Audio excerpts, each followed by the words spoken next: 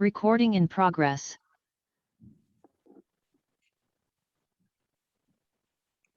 All right, Chair Brandt, we are recording and broadcasting. The floor is yours.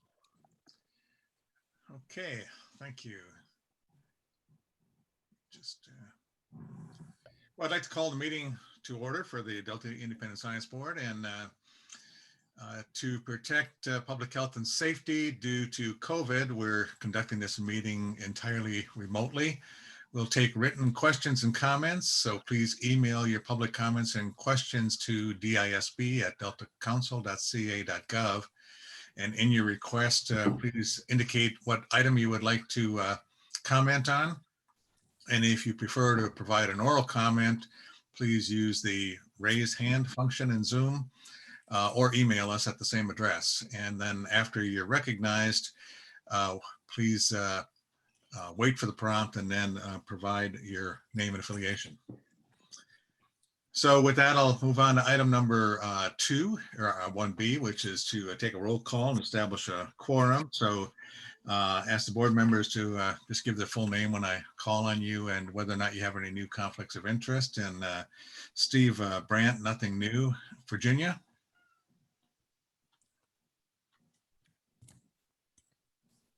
Have to unmute. Nothing new. Sorry. Okay, Joe? Nothing new. No new conflicts. Okay, Tom? I guess I do have something new. I'll be serving on a panel that's reviewing the earthquake response coordination of the National Earthquake Hazard Reduction Program agencies. And someday they could be coordinating in the Delta. So there's some connection there. Okay. Tanya? No new declarations for me. Diane? No new declarations for me. Bob? Bob Nyman, no new declarations. And Lisa? Lisa Ranger, no new declarations. Okay, and Jay Lund has given his apologies. He's out sailing somewhere, so he won't be able to join us today. Move on to item number 2, which is the chair's report. Just a couple of items. First is that I've been invited to speak at the 2021 Delta Invasive Species Symposium. That's organized biennially by the Delta Interagency Invasive Species Coordination Team, which did comment on our invasive species review or non-native species review. And they want us to come and present our results relative to what the symposium about. And the symposium is going to focus on early detection and rapid response to invasive species. That's open to anyone. It's free. It's on December 15th, and it runs from 9 in the morning to 2:30. And so I'll be highlighting some of our results from our review in that meeting. I also wanted to point out that there is a couple of new items in your package of material. One is a Deidre Desjardins. I want to thank her for sending a draft article on scientific confluence and the challenges of avoiding a ghastly future in California water. This is just a general written comments for our information. A second is an email from Heinrich Albert, who sent a comment to thank the Delta ISB for their service and supporting the Senate Bill 821, which we'll hear about later today. I want to point out summarize our agenda, what we're talking about today. And most importantly to me, we're going to be electing a chair-elect to help join the leadership team and to take over for my position when I retire. The second, we'll be talking about intensively about the monitoring program. We'll also get an update on the water supply reliability. We'll have a report from the Delta Stewardship Council. We'll also get a report from Laurel Larson on the Delta Science Program, sort of in continuation of our agency reports on what their science priorities are. And then we'll have some time to talk begin our discussion about where we might want to go in terms of our future reviews and topics and so forth. So any public comments on that? There are none. Okay, I'm going to switch the order a little bit of our agenda. Rather than moving into this Delta Stewardship Council, I want to first move up item number 6 in our original agenda, which is the election of a chair-elect. And just for those, particularly for the new board members, the way our leadership team works is we have a chair is elected as chair-elect, and they serve in that. Let me back up. Our leadership team consists of 3 people, and that's the chair-elect, the chair, and the past chair. The chair serves for 2 years, thus you also serve for 2 years in the chair-elect position and the 2 years as the past chair. Our chair-elect position has been vacant for a year, and I rotate, step down as chair. My term ends next September, and that's the same time that Jay then I rotate into past chair, and Jay rotates off the leadership team at that stage. Jay also, his term on the board expires in October next year, as does Joe's. So the way we do the chair-elect, and what the chair-elect does is that the chair-elect serves, helps out in the leadership team for the 2 years, but also takes and runs meetings or does things if I as chair cannot be there. So what we're going to do is open the floor for nominations. We'll need a nomination and a second to that nomination. There can be multiple nominations, and then we go through a formal vote and elect the chair-elect. And I'd like to start off and nominate Julie Wanger, who has already agreed to be nominated. So is there a second to that nomination? I'll second it. Thank you, Tom. Any other nominations? Okay, well, I guess we would go to a vote. And Edmund, do I need to do a formal vote, or can I just go by a show of hands who's in support? It needs to be a roll call vote, and you first need to make a motion. And then, but before that, we need to take public comments. So make a motion, then we'll take public comments, and then you have to do a roll call vote, individual names. Okay, make a motion to call the vote. Is that right? Yeah, so make a motion to nominate and vote. Okay, made a motion to nominate. Tom seconded it. And now we go to public comment before our vote. Is there any public comment? There are none. Okay, I'm just going to go by the way I've got you on the screen here. I vote yes. Julie? I'm gonna need you to call me Lisa, Steve. I'm sorry. It's all right, we all have those moments. I'm gonna abstain. Gosh. Okay, Joe? Yes, please. Yeah. Tanya? Yes. Diane? Yes. Bob? Yes. Tom? Yes. Virginia? Yes. Okay, the vote is unanimous for those that voted and one abstention. In that regard, two points I want to make. If I ever make a mistake. If your audio has gotten weak, How about now? Can you hear me? a little Better. Better or worse? better. I'll move my computer closer. Two things. If I ever make a mistake and call you another name or make any kind of mistake, by all means, scream out and yell. And I can take criticism, and I make a lot of mistakes. So by all means, correct me at any time. Secondly, I want to thank Lisa for accepting this. This is a real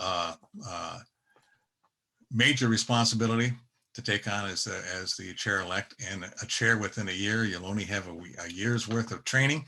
I'm sure you don't need any training, and but I really want to thank you for stepping up, and this is a real service to the board, and it really is something that I know Jay also wholeheartedly endorses you, and I know you've thoroughly reviewed this, the responsibilities on this. So I really want to again thank you for doing this, and I do want to remind the board that you're not out of the woods yet, the rest of the members, because I rotate off in a year, so we will be holding another election probably about July or August of next year to have a new chair-elect step in September when I move to the past chair. So we will still be after you all, so be aware. Secondly, so yeah, I mentioned that Lisa's role is to take over whenever I'm not around. So I'm leaving for the rest of the day. I think I'm going to just retire right now. So that's a joke. Okay. All right. Anything, any public, I guess, any more public comment on that? Or none. Okay. I guess now we can, so from now that, by the way, that position as chair-elect starts immediately. And so she'll be incorporated into all of our leadership meetings, which discuss setting agenda.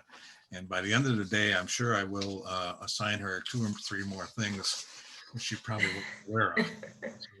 So, our next item is the council's report, and that will be given by Susan Tatalia. Good morning. Good morning, everyone. I'm glad to be with you virtually this morning. Thank you for this opportunity to give you an overview of recent council activities. I'll start with a few highlights of the council's August 26th meeting and then give you an overview of some items on the agenda for our September 23 meeting. So among the items Dr. Larson reported at our August meeting was the Delta Science programs completing an independent review of the Delta Mercury Control Program. And recommendations from this review will inform updates to the Delta Mercury Control Program and mercury targets in the Delta, which will take effect in 2022. A major action item for the council in August was approval of resolution 2021-02, which authorizes staff to adjust the prioritization table and maps and initiate rulemaking for the Delta Levy investment strategy. Approval of this resolution also approves moving forward on the addendum to the 2018 Delta Plan Amendments Programmatic Environmental Impact Report. And on this one, we received quite a number of public comments, and after much discussion, the council voted to approve the resolution, voted 6-1 to approve that resolution. Information item presentation to the council in August included an update from Dr. Rudnick and environmental scientist Corey Copeland on current activities to better integrate social science into Delta initiatives, Delta Council initiatives, and an update from Assistant Deputy Director for External Affairs, Abbott Dutton, and our Public Participation Manager, Brandon Chapin, on the Council's public participation efforts. At our September 23 meeting, we'll be hearing from the Delta Water Master, Michael George, about efforts to address the drought and its impacts on the Delta. In addition, staff from the San Francisco Estuary Partnership will present an update on the estuary blueprint, and staff from Department of Water Resources will present an update on progress of the Delta Conveyance Project.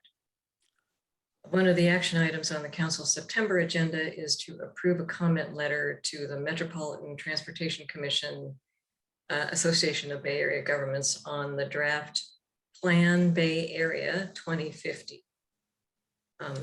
On this one, the Delta Reform Act requires the Council to review and provide advice regarding regional transportation plans and sustainable communities strategies. The Council's comment letter contains preliminary findings regarding the consistency of Plan Bay Area 2050 with the Delta Plan. So just a quick report. I'll end there and do my best to answer any questions you might have. Susan, were you going to bring us up to date on SB 821? I don't have any new information. It is, my understanding is it is at the governor's office awaiting signature. If Ryan Stanbra is on, maybe he might have the latest, but I haven't heard anything recently. I am Chair Tatayan. Good morning, Chair Brandt and members, Ryan Stambra. No new update, as Susan stated. The governor, as you may recall, the governor has 30 days to sign from the time in which he received the bill. So I would venture to guess he's probably got until about September 27th, 28th to take action. If he does not take action, the bill would automatically become law. So we are quickly approaching that 30-day mark, but at this point, nothing new to report as of this morning. Yeah, it's my understanding you received the bill on September 3rd at 2 p.m. So,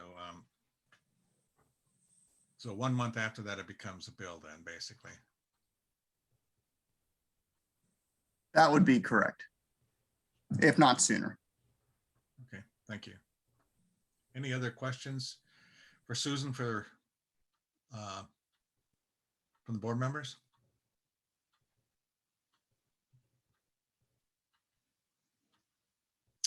Okay, Susan, I think you're continuing. That's it for me. I think the plan was to turn it over to me, Steve, Yeah. for a report on a few additional council items. So I could go ahead and proceed. Good morning, ISB members, and congratulations to Lisa.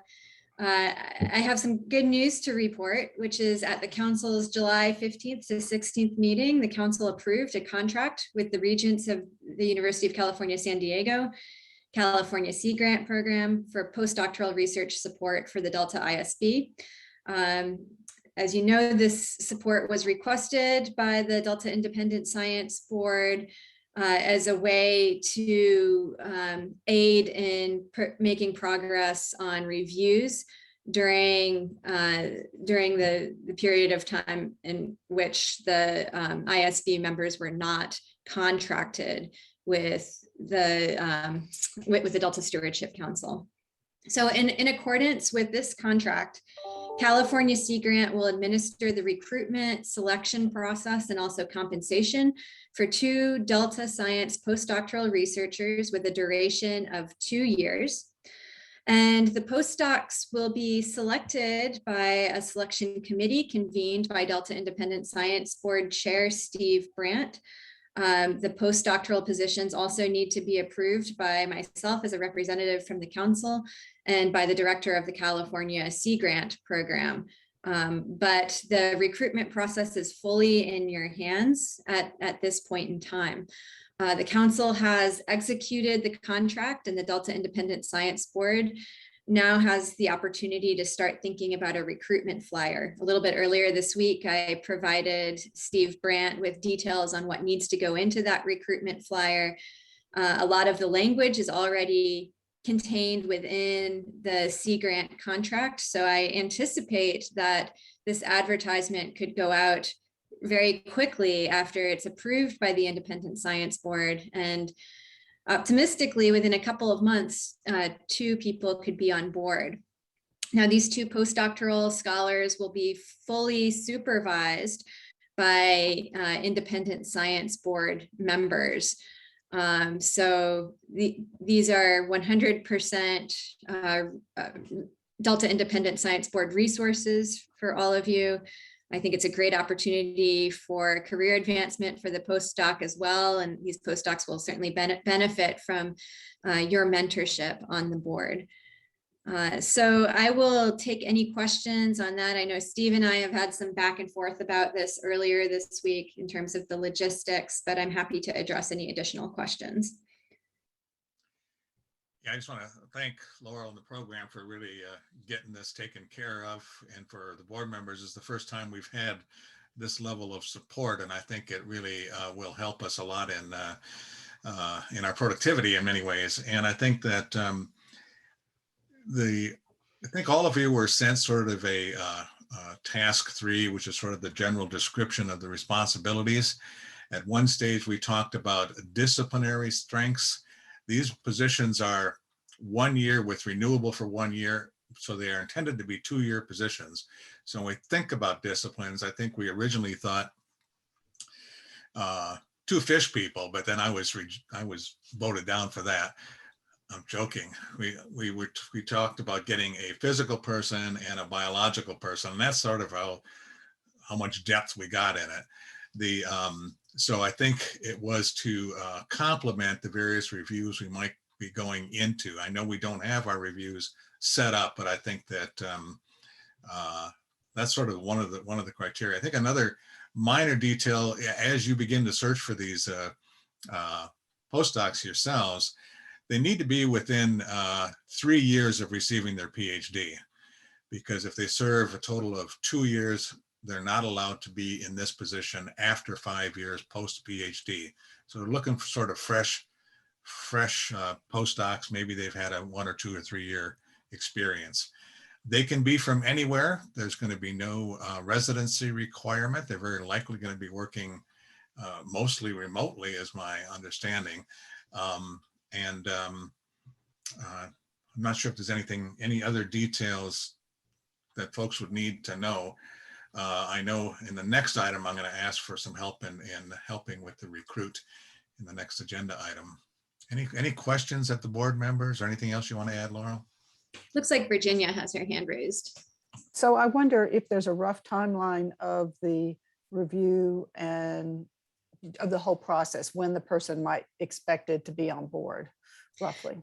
So we had a kickoff meeting with California Sea Grant this week, and in part that is dependent upon choices that the Independent Science Board will make, such as the period of time you want the window for receipt of applications to be opened. But it's my understanding that they could be on board as soon as 2 months if you undertake an expedited process. One of the things you might want to consider is having a shorter initial window for review of applications, but then to effectively institute continued review of applications as they come in, you could have a final closing date for review of applications. And that's all specified within the form that California Sea Grant needs to put through their system. And I've given Steve a copy of that.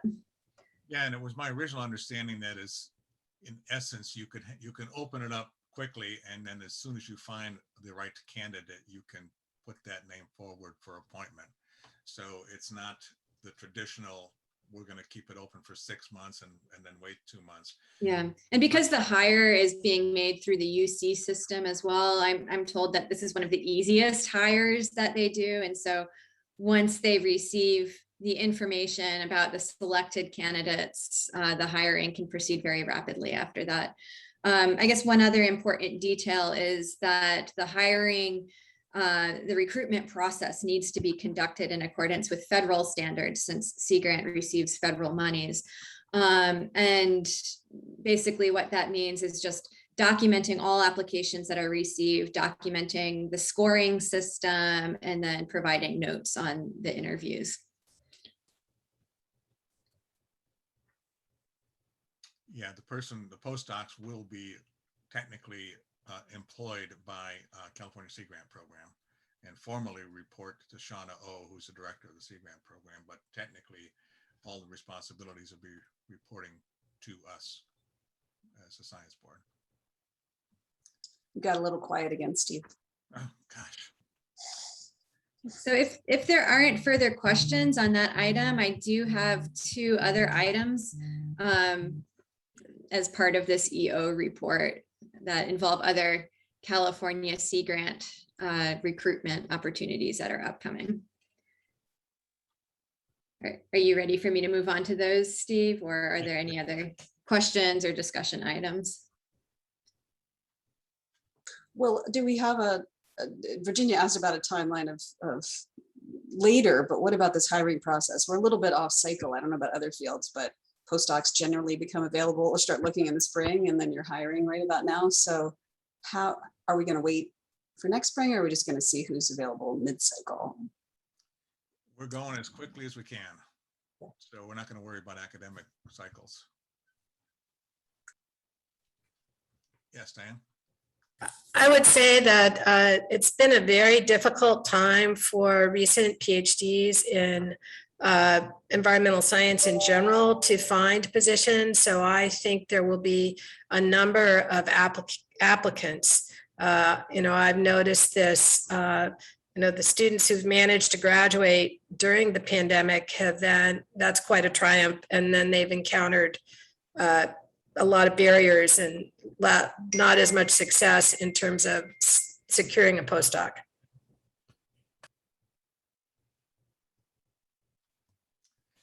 That's been what I've observed as well.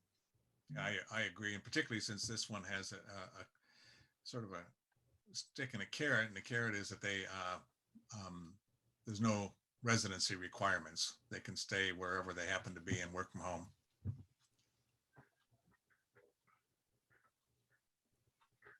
Yes, Tom. Your audio dropped except for the yes, Tom. Ah, gosh. Okay, I don't know. It starts good and then gradually kind of decays down. I'm gonna leave you all, and Lisa can carry on for a minute and and try and get back. Okay, well, I guess he was serious about that. We can just let Laurel go on with her next issue. I'm sorry, Joe, what were you saying? No, I thought it was a joke too. So I could just provide some framing for my next issue. So we do contract with Sea Grant for a number of different areas, not just the recruitment and hiring and administration of postdoctoral opportunities, but also other fellowship opportunities. We also contract with them for peer review services. And so the Delta Independent Science Board postdoctoral fellow contract also included peer review services. And we have another contract that's going up for council approval in this month's meeting at the end of the month. That includes additional fellowship recruitments that are relevant to the ISB through California Sea Grant. So the California Sea Grant State Fellows Program provides students and recent graduates with the opportunity to acquire hands-on experience in the planning, implementation, and management of marine, coastal, and/or watershed resource policies and programs in the state of California. It's a program that matches highly motivated and outstanding graduate students near the completion of their degree, or students who have recently completed either a master's degree or a PhD. And it matches them with hosts in municipal, state, or federal agencies in California for a 12-month paid fellowship. The Delta Stewardship Council has a long-standing partnership with the Sea Grant State Fellowship Program. And this upcoming year, we are planning on hosting 4 fellows, where one of the fellows will provide staff support to the Delta Independent Science Board. Karen Kafetz, Chelsea Batavia, and Jenica Moffitt, our current state fellow of the Delta Independent Science Board staff support team, are going to take the lead on recruiting that fellow who will provide support to the Delta Independent Science Board. But there is an opportunity for a Delta Independent Science Board member to help with recruitment as well. So the message to you is, if you're interested in helping with this recruitment process, which is underway, please get in touch with Karen Kafetz or Edmund Yu to let them know. We're planning on conducting interviews from October 4th through 6th. And one recent activity is that we recently provided a host institution presentation to the whole group of prospective Sea Grant State Fellows and provided them with some basic background information about the Delta Science Program, some of which you'll see a little bit later today during my presentation. But this is a great opportunity to get involved in the recruitment. And then the other thing I should mention is that the other part of this contract that's coming up for council approval is a set of Sea Grant Science Fellowships that we also offer in partnership with California Sea Grant. So we solicit for science fellows on off years from our grant solicitation program. The Delta Science Fellowship Program is an amazing opportunity for graduate students and postdoctoral scholars to get their projects funded. And like the PSN, these projects have to directly address action areas that are articulated in the science action agenda and show management relevance. But then they receive this fellowship to fund their work at whatever institution that they are at already. There are opportunities for networking and engagement in workshops. And many of these fellows end up becoming leaders in our Delta Science community. A number of the fellows have gone on to submit successful proposals to our proposal solicitation. A number of them have gone on to lead major research programs within the Delta. And so they've often emerged as the leaders. So we are expecting that the recruitment will be announced sometime in late winter or early spring. The date is yet to be determined. But I just wanted to provide you with information about this because it is in the upcoming contract and we could use your help in recruiting these fellows and encouraging students and postdocs within your network to put in a grant application for a Delta Science Fellowship.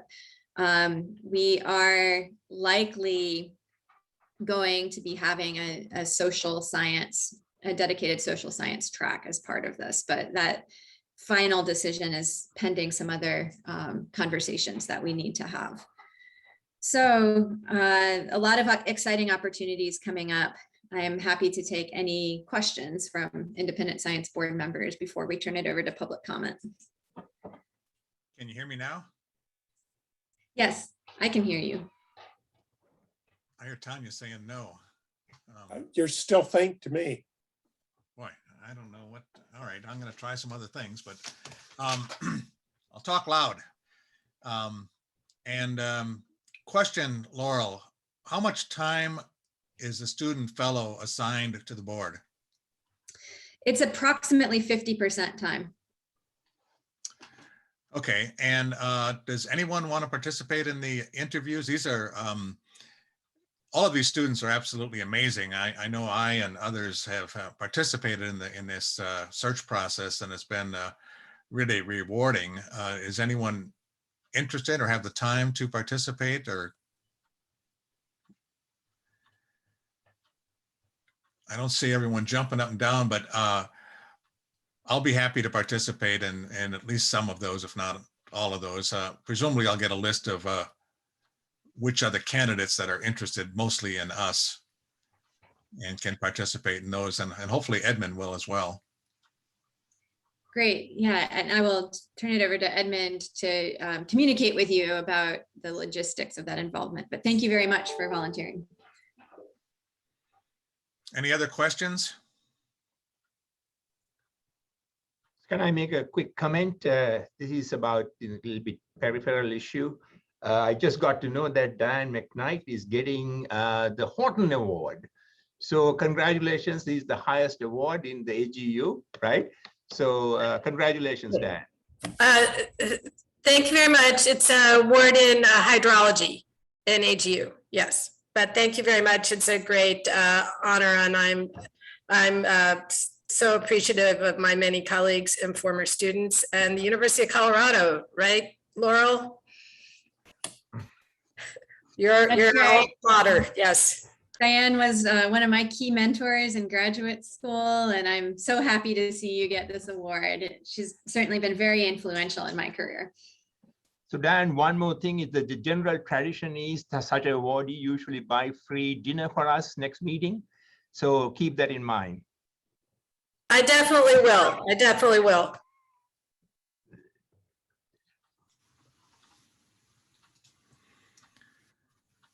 Well, congratulations, Diane. Any public comment on this item? There are none. Okay, moving on to item number 4, which is to talk about the postdoc recruitment. And to put it in perspective, the postdocs will be with us for 2 years, and they largely will report to the leadership team. Although if we have a sort of a writing team that's working on a particular topic that the postdoc could provide some significant literature review or things like that on it, of course, on a day-to-day sort of basis, they might be reporting to that, not reporting in an official way, but working with the writing team. So I will certainly help in the recruitment review, but I'd like to, I'm going to ask Lisa if she would like to join me. This is her first assignment as the chair-elect, mainly because the postdocs will be here 2 years and I'm rotating off in a year. So it would be good for her to know she'll take over as the de facto supervisor. And if there's anyone else, Diane? Yes, I'm glad to be involved as well in the postdoc recruitment effort, especially if there's a view that there will be one potentially in the biological area and one in the physical sciences. No, I could be a bridge in that regard. That sounds good. And so that sounds like a good group. Is there anyone else that has any particular thoughts on what we'd be looking for? I know it's early and it's a new thing, but anything we want to look for folks that are can be generalists and can work in a wide variety of with a wide variety of disciplines, you know, looking at the kind of review topics which we take, which has some depth but a lot of breadth. Any other thoughts on what we might add to the announcement? I know it's kind of early, but if you have a look at task 3, and we will put together our subversion of that. And then if you want to, if you feel there's anything in task 3 or elsewhere that we really want to have as a significant criteria for this recruitment process, just send a note to me and let me know. Are you guys hearing me okay now? All right, thanks. Yes, Steve, can I make a comment? Sure. So, you know, we have this potentially daunting review coming up of the conveyance, right? So I'm very pleased that Diane wants to be part of this, because it would seem to me that we would need at least one of the postdocs to have some expertise that overlapped with that review. Is that correct? I don't know what the latest timeline is on that. Susan, do you have a timeline for when our input will be needed? Steve, I do not, and I am unable to discuss the conveyance project. Okay, right. So. Okay, well, I think it would be helpful to know what we do know in terms of upcoming reviews, if you know, that are expected of us versus ones we initiate, even though we won't perfectly, that won't be the only criterion for choosing the postdocs, but it would seem to be an important input. That's a good idea. One of the things that, you know, the postdocs themselves would not be doing those sort of reviews for us, but they could help us to pursue in-depth components of it or things like that. And that's sort of a different, we're reviewing, I think, a document rather than a topic. And they're more likely going to focus on the topical stuff, but they're clearly doing legwork for us and things like that on those kind of things would be valuable.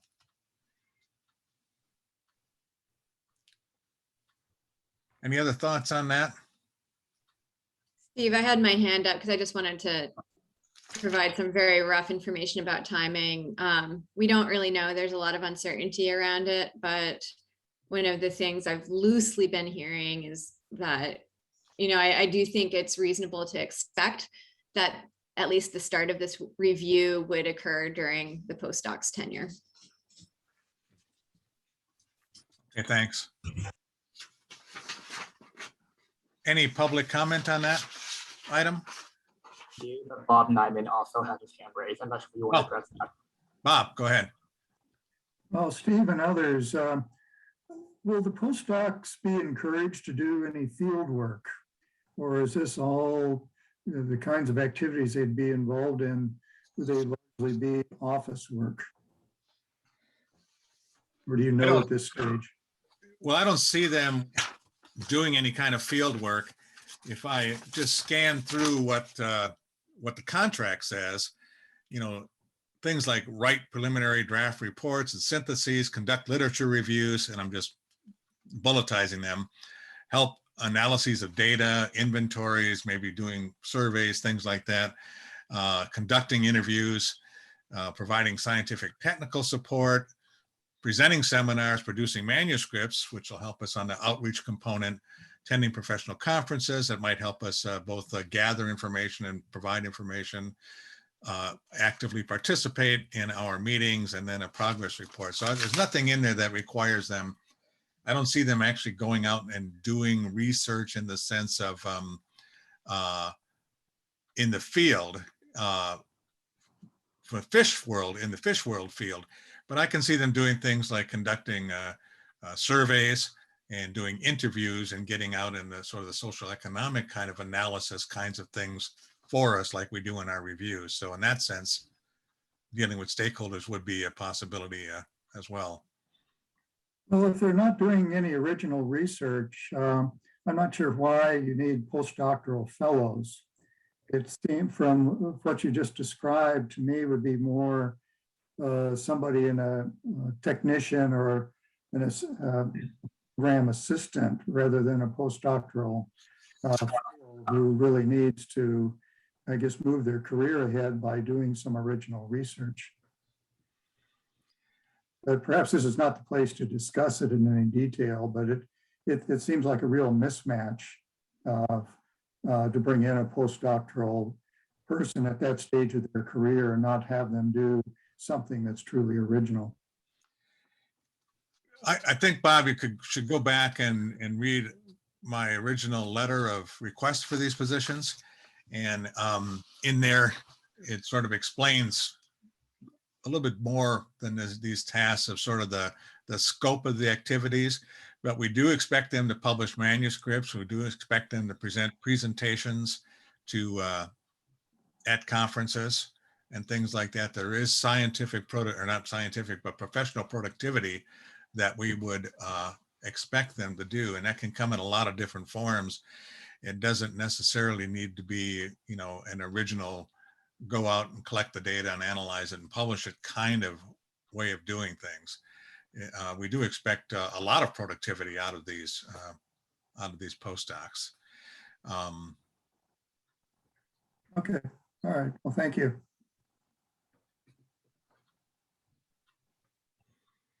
Any other thoughts Steve? on this? Yeah, Tom.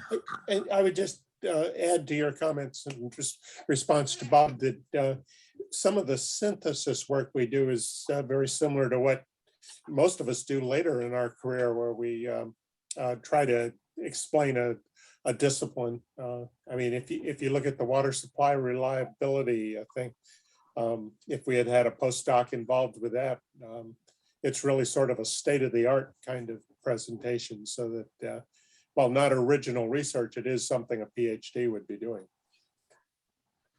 Yeah, and I can add, I think these kind of synthesis activities are harder in many ways than going out and collecting data and doing something along that sort. And it does take a certain level of maturity and great knowledge of the field in order to do these well. So I think it's a really challenging task. I'd like to jump in as well, and getting back to the career building aspects, the postdoctoral positions that are being advertised now often highlight need for experience in sorry about that, need for experience with data synthesis and big data and other activities. And some students coming out of the PhD don't necessarily have that background, so this could be beneficial in that way. I would just piggyback on that and say that I think it was Nature that hosted a recent editorial piece on how synthesis of existing data sets is really lagging behind that data collection and how this is a huge need right now. So I think the skills that the postdocs will develop are well matched to current big gaps in the field. And I do think that will be something we want to keep our eye on. We want to mentor these postdocs. It will be up to us to mentor them, up to leadership in particular, but also up to individual board members and groups of writing teams to make sure that these postdocs are also getting what they need out of this sort of experience. And I think that, that will be a challenge to us because it is a little bit of a different kind of a postdoc, but I think it's, I don't think it's that unusual of a kind of postdoc, but that's our goal. We are the mentors, so we are the ones who should challenge them to be productive and scholastic.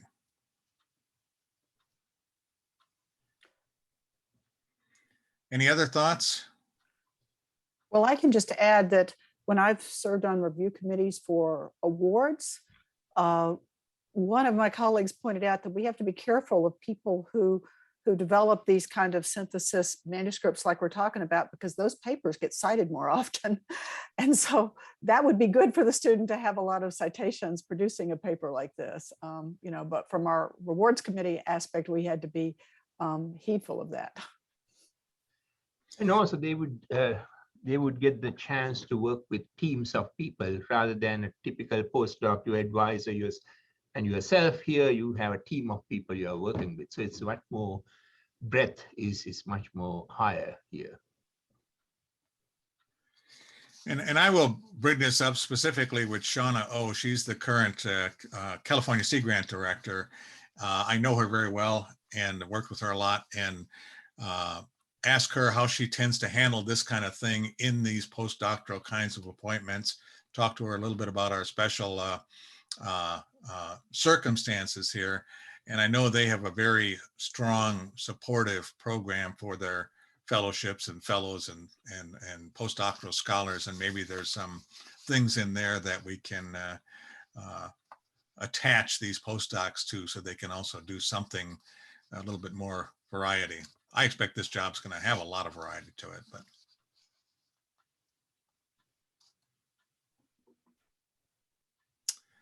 Okay, any further comments? Steve, I just asked one question.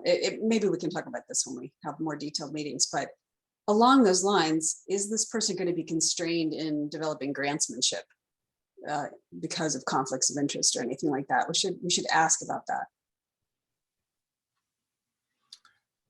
Constrained in terms of applying for funding, right? So there's many skills one's trying to develop with a postdoc, and one of them is often, getting their feet wet about doing their own grant writing. And so I would like to know the scope of any potential conflicts so that we can advise them on that sort of thing. Okay, I can't see that there would be, but I'll check with how Sea Grant handles these particular appointments. These being scholars, I think, and I've had my own scholars, they're actually encouraged to put together a program development plan. That's a standard procedure, and that includes things like writing proposals and gaining grants and doing that kind of activity. So I would think that would be in their performance development plan. But I'll check with Shauna again to make sure there's no constraints to doing that. Thanks. That's a good idea. This is the first time we're doing this, so hopefully we'll evolve our process and make it valuable for not only us, but for the board as well as the postdocs themselves. Any public comment on that? Yes, we have one from Deirdre Desjardins. Deirdre, we're going to give you the ability to unmute your microphone, and please state your name and affiliation before your comment. Deirdre Desjardins with California Water Research. I just wanted to provide the information. I believe the current schedule for the draft environmental impact report for the Delta Tunnel is spring of 2022. That has slipped numerous times, so it might actually come out later. The other thing I wanted to note, my work for the last decade has been primarily synthesis of existing research. And I think it's extraordinarily important in a time of rapid climate change. And California water is an extraordinarily broad and complex topic. The State Water Project and Central Valley Project are enormous systems. We have the third largest expanse of irrigated agriculture in the world outside of the Nile and the Indus Valley. And if next year is a dry and critically dry year, it's going to be really spectacular. So I think there's enormous challenges and enormous opportunities for someone who's working in synthesis for policy. Thank you. Thank you, Deidre. Any other public comments or any questions? No additional public comments. Okay, we're moving on to the Delta ISB recruitment. Laurel, are you taking the lead on that? Yes, I am, and I am happy to take that over. So as you all know, there is a vacancy on the Delta Independent Science Board due to the resignation of Dr. Jim Klern. We are hoping to fill that, or to conduct a search to fill that vacancy as quickly as possible after Senate Bill 821 is signed. I do feel strongly that we need to have resolution on that before we advertise the position. That said, I'm optimistically operating under the assumption that it will be assigned, that it will be signed soon. And I have convened a search committee to work on filling that position. So just to back up a little bit, the Delta lead scientist is responsible for the recruitment of ISB members and will make a recommendation to the council on who to appoint.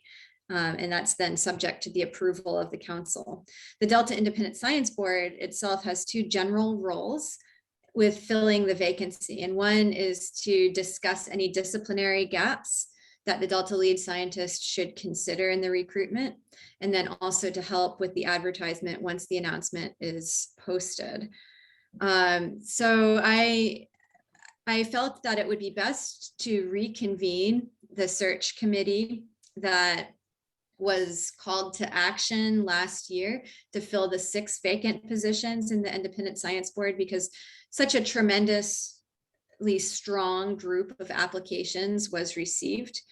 I know there was a lot of debate on, which of these extremely strong applicants to offer the positions to. And so I think there is a consensus that our process might be somewhat simplified by approaching former applicants to reapply.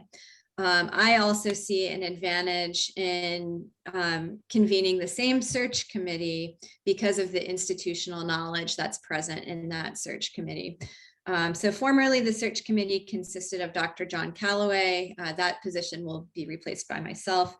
And it also consists of Anka Mueller-Solger of the U.S. Geological Survey, Mike Chakowski of the USGS, and from the science program, Louise Conrad, Lauren Hastings, and Karen K. Fetz. We are going to have a kickoff meeting right after the Independent Science Board meeting this afternoon, in which we discuss a general timeline for the recruitment process and a strategy. We will be listening very carefully to your discussion of the sort of expertise that you feel is a need on the Independent Science Board today, and we'll be discussing how that discussion went. But I will be in close contact with Steve as the liaison from the ISB on how that process rolls out. I just wanted to let you know that we are primed to act and primed to begin a recruitment process. So I will appreciate having you help us with our targeted outreach to people we might like to see apply for the open position. And just as a reminder, at the July meeting of the Delta Independent Science Board, the members mentioned the need to have local expertise or deep knowledge of the Bay Delta system to fill this vacancy, and or an expert on food webs. One question is whether, given more thought, that is still a consensus, or whether there are other considerations or areas of expertise to think about for the recruitment flyer. I also want to remind you, as Steve said a little bit earlier during his presentation, that we are facing a few additional vacancies in the next year, as several of you term limit out. And so we really do need to be taking a long view here on the type of expertise that might be strategic to recruit for within not just the immediate future, but the next year as well. And being strategic about this set of recruitments is going to be a topic in the search committee's meeting today. Thanks, Laurel. Let me add just a few, little bit more background. Our role as board members is, one, to make a suggestion if there's any particular disciplinary gap that we might see. And the second is to advertise the position, seek out colleagues, encourage them, tell them the tremendous benefit it is to be on the board and serve. And so that's also equally our role. In the past, it's been a little bit easier because in essence, when we've had a wetlands person leave, we replaced them with a wetlands person. Fish person left, they replaced them with a fish. And I'm talking very broadly because that's the kind of level we're talking about in terms of a discipline. And a geologist left and replaced him with a geologist. So, but it always hasn't been a one-to-one. I know that John Calloway spent an awful lot of time in his search committee putting this group together to make sure that they were complementary to each other. And I think if I have to make any general advice, is one is we want someone who complements the current skills and experience and so forth on the board. I know that's a general thing, but that's the level I'm giving it at this stage. The second is there's depth and breadth. An important part of these positions, as you all know, is to have that breadth, that ability to work in a team, work in a multidisciplinary team, sit down with people in other disciplines and write a review that encompasses basically all aspects of the science related to a particular topic. So we really want that, and that's a character thing, but it's also can be seen in their level of experience and working in groups and in multidisciplinary teams. That's an important component. The other thing that was mentioned in the past, I know Jim is probably one of the best examples of someone who really knows the Delta and everybody in the Delta and has published a lot on the Delta. And it's a big loss for him to leave that. I don't know now if I feel so strongly that we need to replace that individual, that skill. That's my view, because we gain a lot from getting folks that have experience, like currently on the board in the Chesapeake and the Great Lakes and elsewhere, which also helps equally as much to bring that to the table. We do have folks on the board right now who have a lot of experience in the Delta, Jay being one who can probably name everyone in the Delta, and Tom and others who have worked here. And I think that, so we have that strength. So I wouldn't put that much weight on it. Maybe more in the whole system of California rather than the Delta. There's a lot of issues we deal with are now, as Tom mentioned at one stage, the water supply reliability is a statewide issue. It's not necessarily just a Delta. And we do have those two positions leaving in, and we'll need to start recruiting. You'll need to start recruiting sometime, probably around July of next year. And then we will lose, with Jay's loss and Joe's, all of my knowledge of people who know things about water. So, and the local at that stage, we might want to see if we really need someone with that local expertise. Oftentimes when we talk about that, I know you look at folks who have worked on topics that are important to the Delta, but they may not have ever worked in the Delta. And I think that's perfectly fine, you know, because a lot of they bring some different perspective and fresh perspectives. So with that said, let me see if I had any other notes. The only one that I would throw out there, and it's a broad thing, is some sort of, and maybe some of the board members already have this covered, is sort of what I would call a biogeochemist. And it's a little bit what Jim did, you know, dealing with sort of the nutrient phytoplankton, food web kind of issues, that lower food web kind of stuff. I know that was one thing that that he raised several times and while he was here, and I don't know if that's still a gap or if that's just something to think about. Anybody else have any thoughts on any recommendations to do with this recruitment? I do see Diane has her hand up, and I'll point out that she also has very strong biogeochemical knowledge that she brings to the table.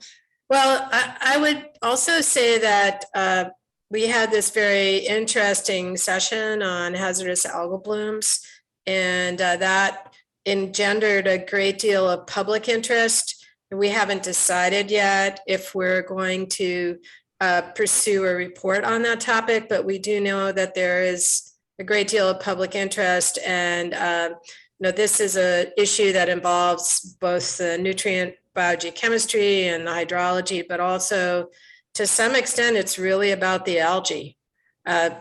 You know, these are what controls how they grow and issues, and the concentrations of cyanotoxin that were reported in that presentation were just through the roof. Thanks. I agree with you on that topic. We'll talk about the topics later. And I see Tom's hand up. Unmute. One group, and they're kind of generalists, would be the people who applied for the position that you got, Laurel. We definitely need to alert them to the availability. That's definitely part of our plan, and we're going to be revisiting that pool of applicants today as a search committee and having some discussion around that. But yeah, I agree. There were a lot of really strong people who applied, who bring some of the strengths that we're talking about now.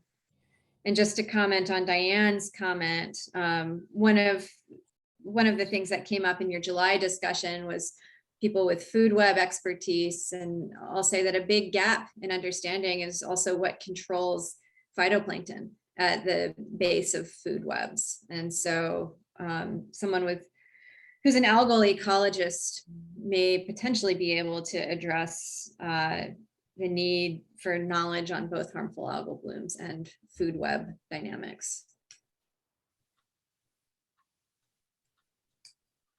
Any other thoughts?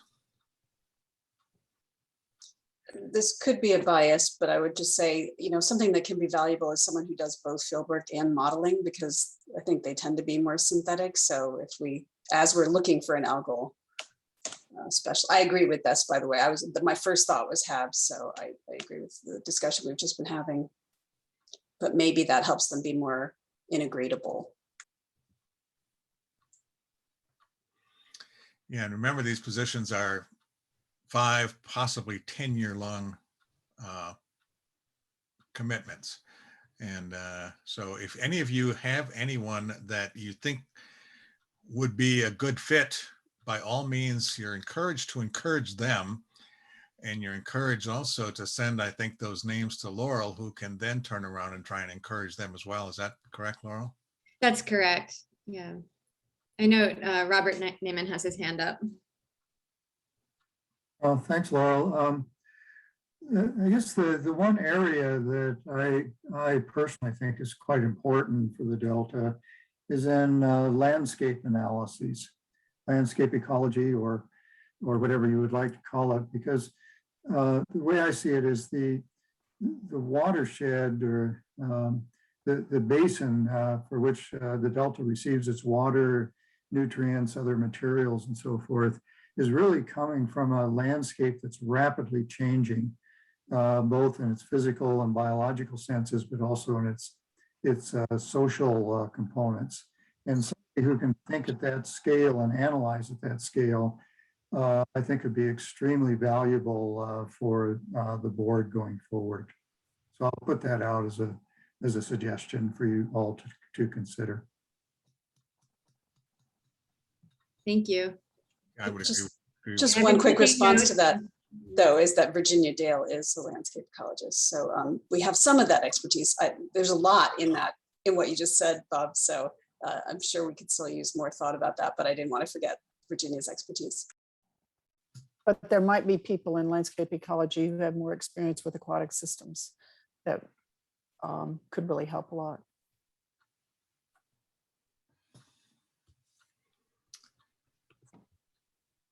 Any other thoughts?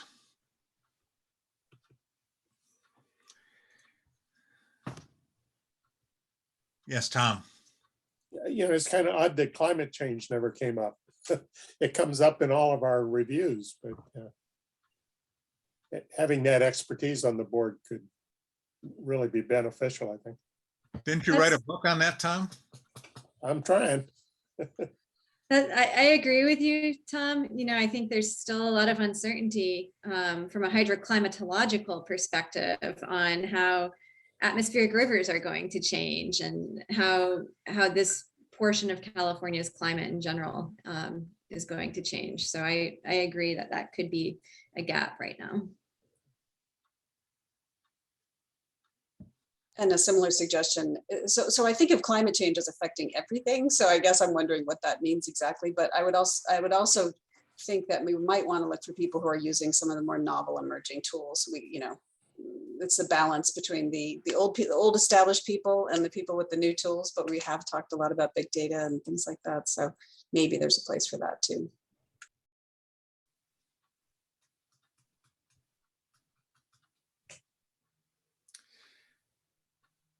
Okay, Laurel, I think you have some information. You're welcome to get back to us again in October, because you would not have selected someone by October, but if you have a chance to think about this and get some stuff and you want some further input, I'm sure we'd be happy to give that to you again in October about the topics and stuff. Great, thanks. Well, I really appreciate the input today. There are a lot of great ideas. Took a lot of notes, and I'm happy to continue providing updates to this group. Yeah, like I say, in the past, we have sort of come to a quasi consensus, but it's been a lot easier than this time around. Any public comment on this item? There are none. Okay, well, I apologize for us being late and turning it over to Joe, who I know has to leave at noon, and to handle give us a status report on the monitoring enterprise review.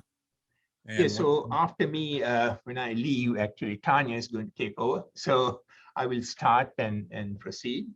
So finally, we are seeing light at the end of the tunnel. It looks like it has been a 4.5-year effort. We started a long time ago in April 2017 with the prospectus. And after that, we had a series of brown bag seminars, I think 3 of them.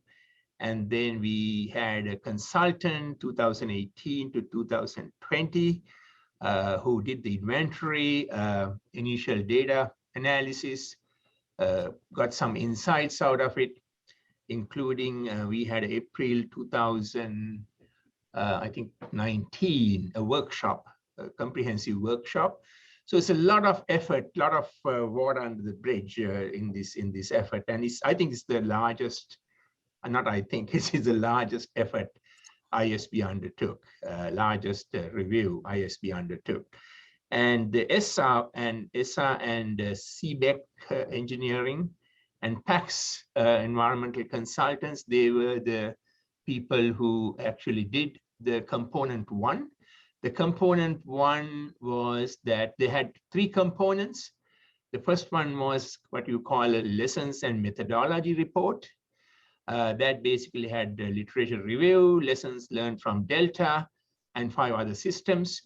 In 2019, they had a report on that. And then we had a summary report of monitoring activities. There were some 157 activities plus sampling sites, some 170. So a lot of those things were categorized and was issued as a report in 2020. So that was the second report. And the third report was a comprehensive synthesis report, which basically came up in 2020 also. And that basically dealt with assessing the relevance of monitoring activities to policy and managerial needs. And the opportunities for improvement also was there. So that's completed component 1. There were several recommendations. I don't want to go into the details, probably you have already read in the component 1. And then the component 2 is the one which we are handling now, which is the 4th and final report by ISB. So this consists of component 1, all the information encapsulated into component 2, plus the ISB expertise, professional input to the report.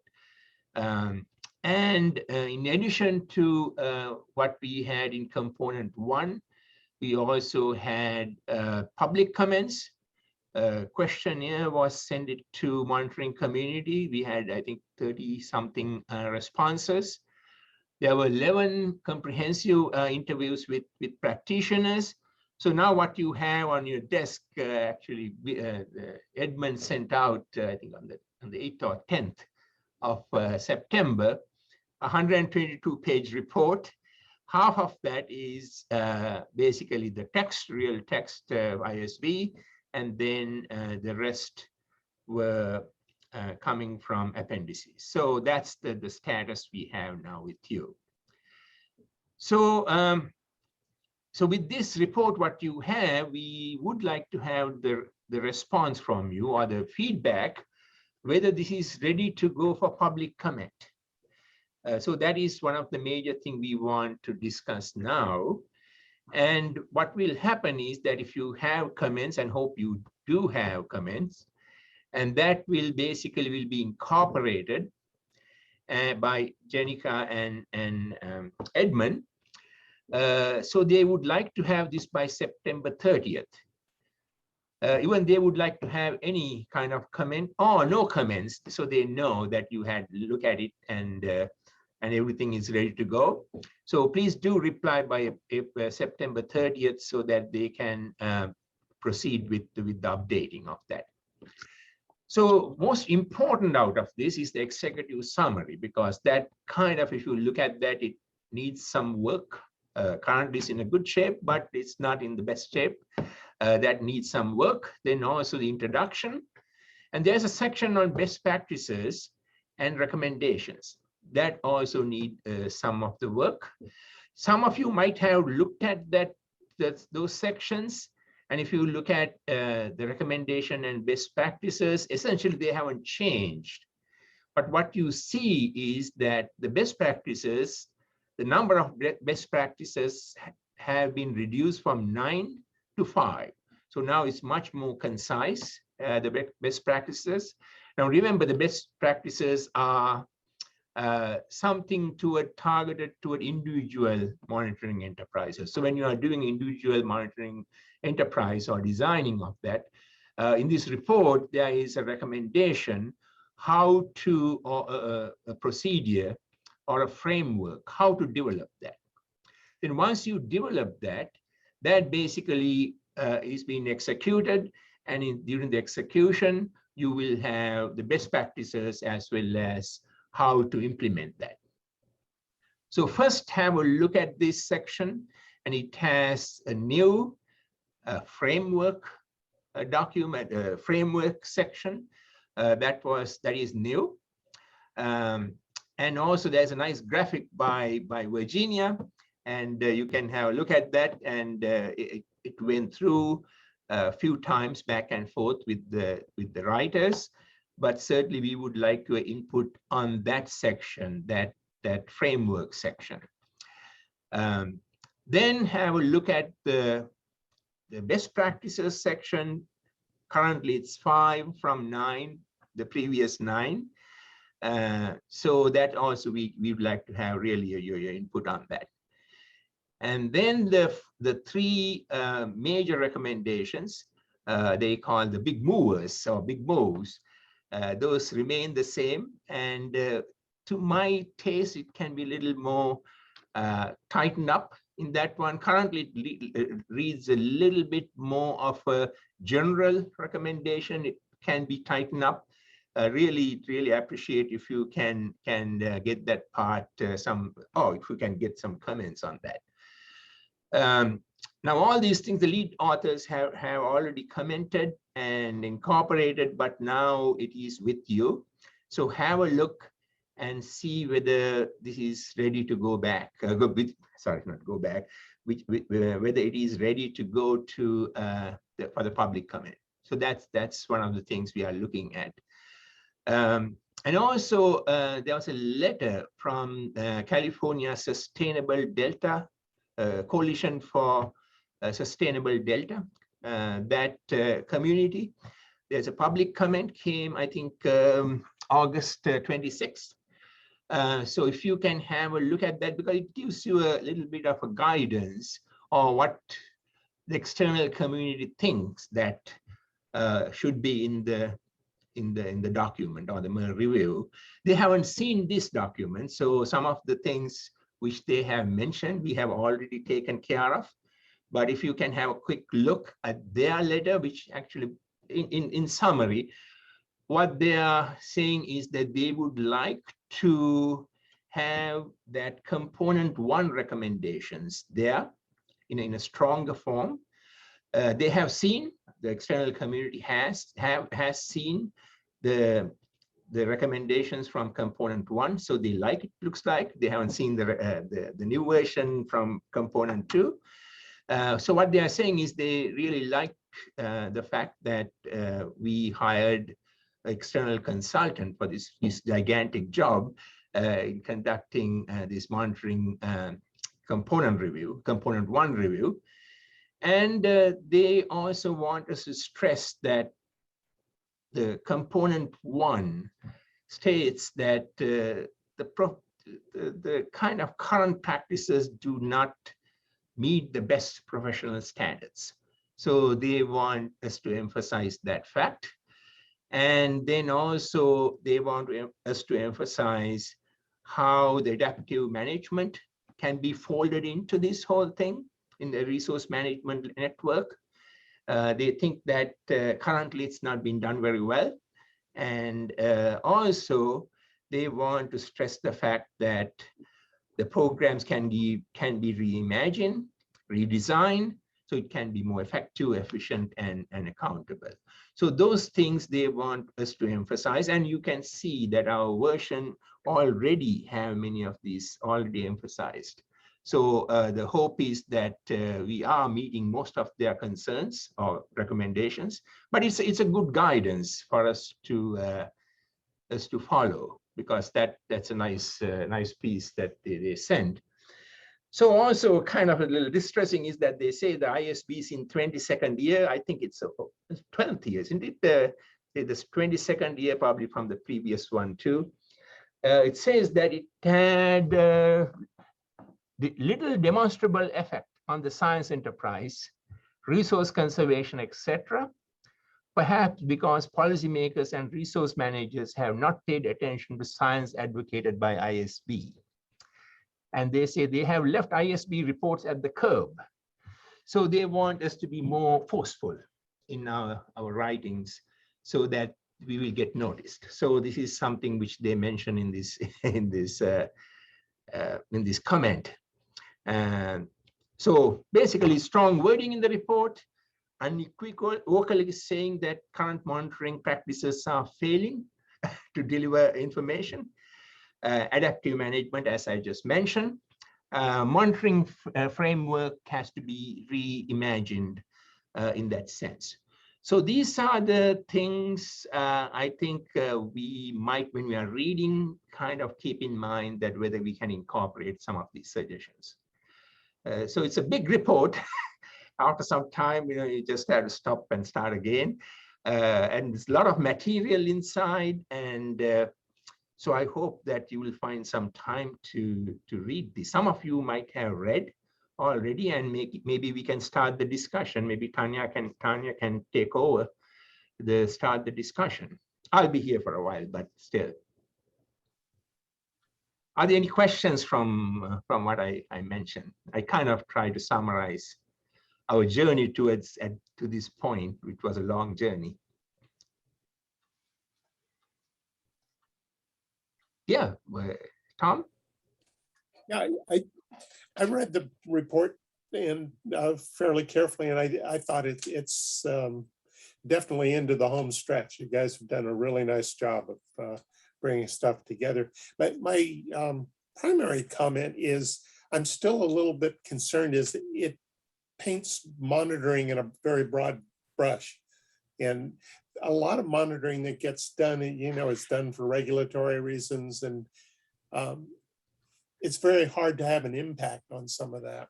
And I wonder if it could be narrowed a little bit to things where we actually might be able to influence how the monitoring is done. Yeah, in that sense, I should mention that our previous board members also, really contributed to this effort. So I like to thank them. One thing is that, yes, monitoring, actually, there's a definition, one point, the Cambridge Dictionary and our kind of change of that.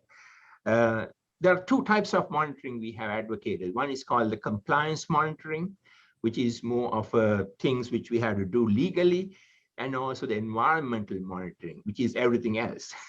That demarcation is not very clear even to me, but that came from ESA, the consultant. Maybe we can tighten up there a little bit, thinking and tighten up there. Even for me, it was a little bit of a kind of the demarcation is not very clear. Are you thinking that the recommendations section should be more focused on different types of monitoring, or that we should be more targeted toward particular types of monitoring, or are there particular sections of the report where you'd like to see that differentiation sharper? Yeah, it would be in the part where you're describing the monitoring. And I guess what I'm thinking is that the recommendations apply less to the compliance monitoring and more to the research stuff. So some discussion that just brings that out a little bit. I don't know that I would advocate changing the recommendations. It's just what they apply to. Got it. And on the same topic, Tom, we have in the recommendations, we say developing priorities for science and management needs.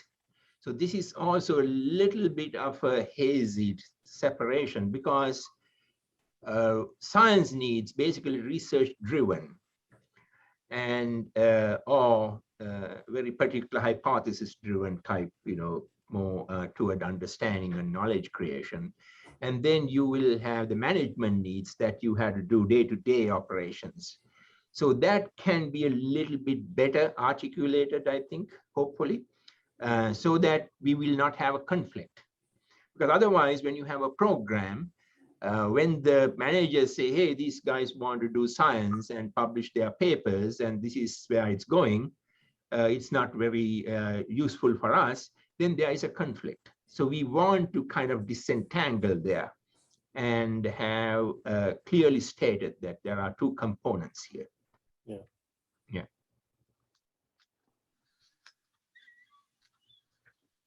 Yeah, but Steve, I will stop, but I'll give to Tanya to. Yeah, I agree with Tom, and I think it's in there, but I think maybe it needs to be a little bit more explicit. And it's kind of like, I think one of the sort of the hidden recommendations is what we're calling a best practice number one. And that diagram, that circular diagram, I think in essence we are saying that all monitoring programs should follow that sort of a framework. It doesn't need to be exact, but that's sort of a framework. And I don't think that's the case now. Monitoring programs say we're going to monitor this because we're required to do this. And, there's various rationales for developing a monitoring program. But if you specifically lay out that circular series of things that should be done, we're recommending that sort of description of the monitoring purpose and its process all the way through might make even, make all sorts of monitoring programs more rigorous. And because it provides a mechanism in there for regular evaluation and a mechanism in there for altering that monitoring. Even compliance monitoring should be subjugated to that specific kind of requirement.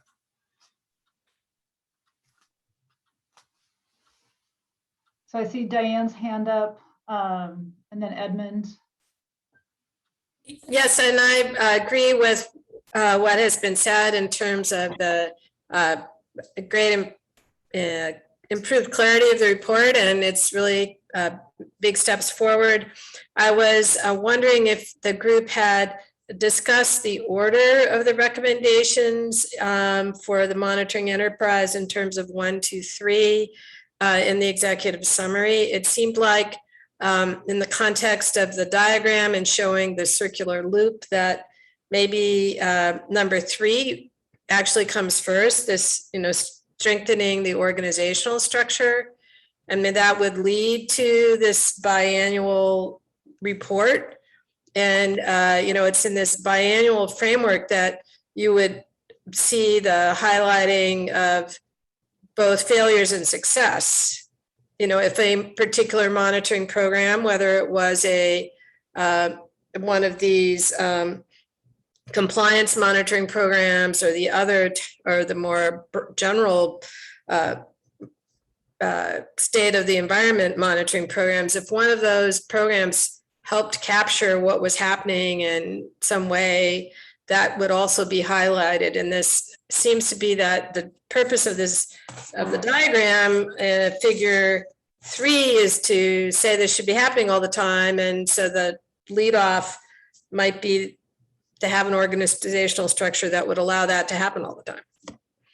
So that's just my comment. I'm sure there's all sorts of reasonings for having the order one way or another, but I just thought I'd give you that perspective.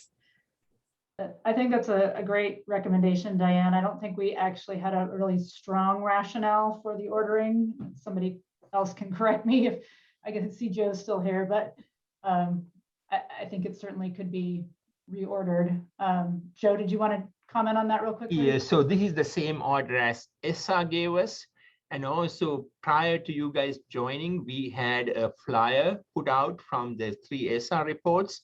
And this was the order, but certainly it is subject to change in the new report. So I think Edmund had his hand up next, and then I see Virginia. Oh yeah, I just wanted to follow up a little bit more of Tom's part about compliance monitoring.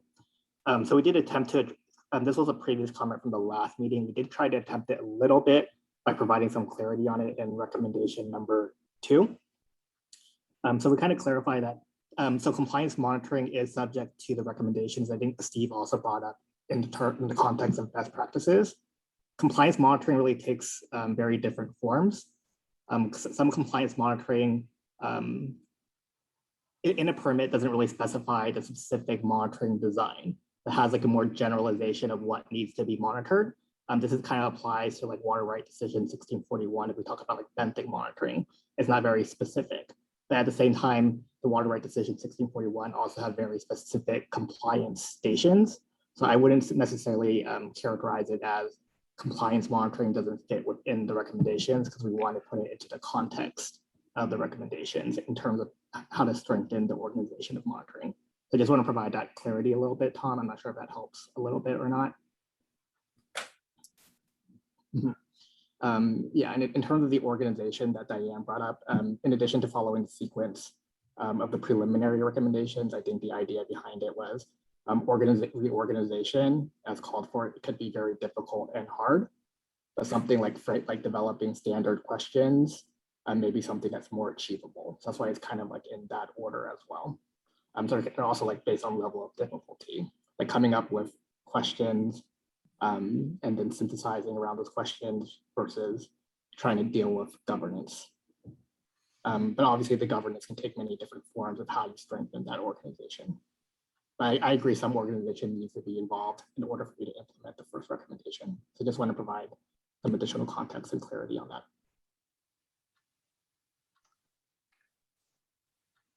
Tom, did you have any response to Edmund there? Does that make sense? Yeah. It was just that I thought the report, just didn't sharply enough address that distinction. But, Okay, I see Virginia and then Lisa. So I think the point that Tom raises about compliance monitoring is really important, and we should particularly call it out. And it's important because sometimes compliance monitoring is just done without thought to best practices, just in terms of getting the job done. And I would hope that by following these kind of practices, and particularly thinking about stakeholder engagement and working kind of at a broader scale, that compliance monitoring could help more. And so to me, with that monitoring really has an opportunity to be even more beneficial than it is right now. And so I think we need to kind of call that out as an audience to this report, because things that are done under a research frame tend to think more like this, in my experience, than does compliance monitoring. So thank you for bringing that up, Tom. That's a good point, Virginia. And I think there's probably some language that we could bring in to emphasize that a little more. Lisa? Hi, this has been a great conversation, and I agree with almost all points. And I really want to emphasize that I think you all have done a great job of pulling out some really important recommendations. I think there are a few things that could improve things. Just to this conversation in general about, are we really seeing which recommendations go with which kind of monitoring? That could be clearer, I agree. And maybe another way to frame it is to think about, we use this term a lot in some work I do with government agencies, right sizing the idea, so that when you look at this gold standard of this whole thing, I think a lot of people will feel overwhelmed by that when they don't have a lot of resources to bring to that. So if there are programs that have limited flexibility by statute, maybe you just clarify that it's more of a do what you can. And to get back to Edmund's point was actually really important, that the people think it's specified to do something very specifically, but actually the legislation might be very general and people have just out of habit implemented it a very specific way. So exploring where there is more flexibility than people may think is one avenue for making change without getting to this high bar of having to change any legislation. So I don't know if that's true here, so I don't know how much you want to emphasize that is one point. And then the second point is, I just really loved some of the stuff that was way down in the recommendations, and I'm going to give you some specific examples and some written comments, but I wonder if, and I realize this could be hard for the group to do, but maybe there would be a shorter synthesis of kind of like, here are some really the most important points of what to change, or what appears to be holding things back in terms of being more adaptive. Because I think you just have a lot of great stuff, but some of it resonates more with me, and I wonder if those can be highlighted. So Lisa, you'll send some written comments to that effect, and we can play with those. Absolutely, those are great comments. Edmund, I see your hand is still up. Did you want to chime in again? Got turned lower, right? Sorry. That's okay. Any other comments, feedback? Steve? Yeah, just thinking of where to go from here. And one of the things we have often done is think about the content. Is there really some sort of if we can approve the content enough, then we can get it out for public comment. And that doesn't, the emphasis or the writing style or format or editing can come later. And I think what Edmund is suggesting is that if the content is okay enough to seek formal public comment on the content, we could go ahead and do that, and then have until, I think he said, September 30th for folks to put in editing and emphasis and things like that. So that's sort of the question as I see it before the board right now. I personally think it's pretty much ready to go with following the comments we've heard today, but that's really got to be a board decision. Yeah, I agree, Steve. And I mean, knowing that we'll hopefully get some comments back from the public, we'll likely have to make additional changes from the public comments. And so we can be thinking about how to respond to the board's comments as well as the public comments during that time period, assuming the board thinks that the content, as you said, is adequate to put out there. Does anybody feel that that we really do need to address some of the feedback that we just talked about today before we put it out for public comment, or that there's something major that we've missed? Or I would suggest, I did find just a couple little things that I think would be better to change before they went out for public comment. They're very minor. So in general, I agree that it's totally acceptable for sending out to public comment, but can we have this middle ground of just making a few tweaks and maybe just, the other thing I would add that I haven't written down yet is just clarifying that what Edmund said, that these best practices apply to compliance monitoring and the other recommendations apply to like that. I don't know why that didn't come through really well. So if that just one thing could be clarified, that you're trying to match up certain recommendations to certain kinds of monitoring, maybe I just missed it, but maybe it needs to be repeated or something. that certainly seems feasible. I'm going to ask Edmund to respond here. Is that something we can do, Edmund, is take a couple of those edits that we might be getting from Lisa or others? Yeah. And before we send it out? Yeah, sorry, I didn't mean to interrupt.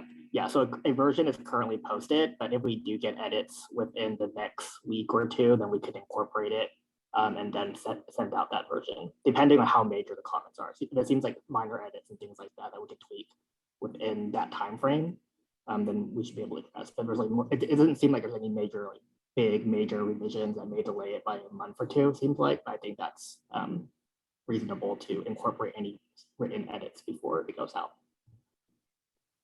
Diane? My other comment is that I had a lot of trouble with understanding what was meant by the recommendation 2.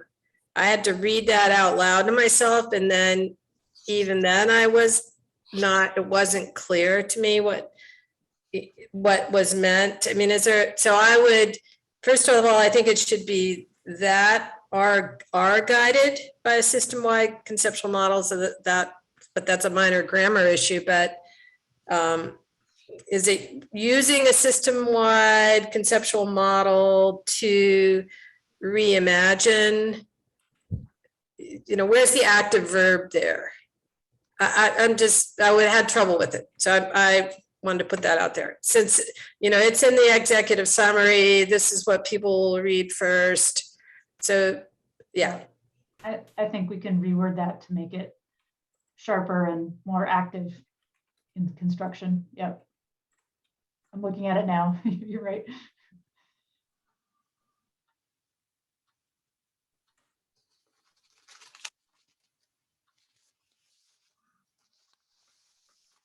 Anything else?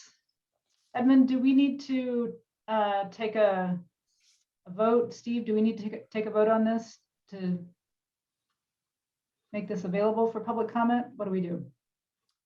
I think you can just say, does anyone object to us doing that, and go ahead. All right. Do we have any objections? We will, I think take the feedback that we've gotten and if there's changes we can make before it goes out, as Edmund said, we'll do that. And then we can also make additional changes while we're also getting feedback from the public. Great. Hopefully we didn't violate any laws doing that. Are there any public comments on this? Yes, we have one from Deirdre. So Deirdre, you have the ability to unmute your microphone, and also please state your name and affiliation before providing your public comment. Deirdre Desjardins with California Water Research.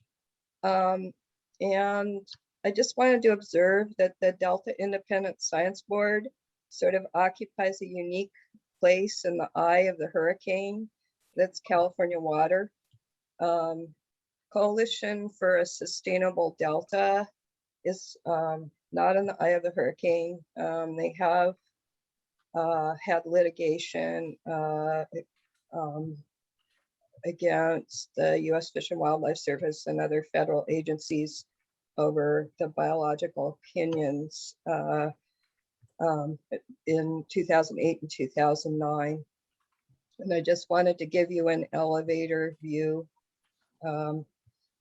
Yeah, the original permit for the State Water Project assumed augmentation of flows on the Sacramento River by about an average of 900,000 acre feet a year from a reservoir on the Eel River that was never built. And as a result, when the pumps are ramped up full speed, the San Joaquin River flows backwards, and it's been a long-standing issue. In the 1995 Water Quality Control Plan, the Water Board considered setting limits in the permit, and they decided instead to do adaptive management. In 2005, there was an emergency petition to list the Delta smelt as endangered, and it became a focus of intense litigation, which Coalition for Sustainable Delta was involved in, as was the Bay Institute and the federal agencies. There was in 2008 and 2009, the federal agencies came up with limits on reverse flows at Old and Middle River to protect Delta smelt and longfin smelt from entrainment in the pumps. Those were ended in the Trump biological opinion in favor of monitoring for smelt populations. So the subject of monitoring is not a neutral subject, and whether the Delta smelt are in fact going extinct is a matter of some controversy. And I just wanted the board members who are not from California to be aware of this. Thank you.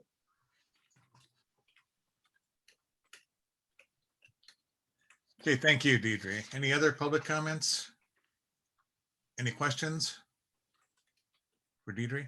All right, we're scheduled for a 10-minute break now, and I know we're running a little bit behind schedule. So in that light, item number 10, which is the beginning of our future review discussions, I'm going to reduce that to just an introduction of that topic because it will be on our October agenda as a major item.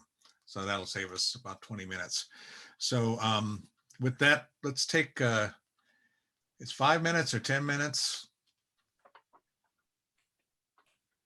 All right, no one's voting, so let's go 7-minute break.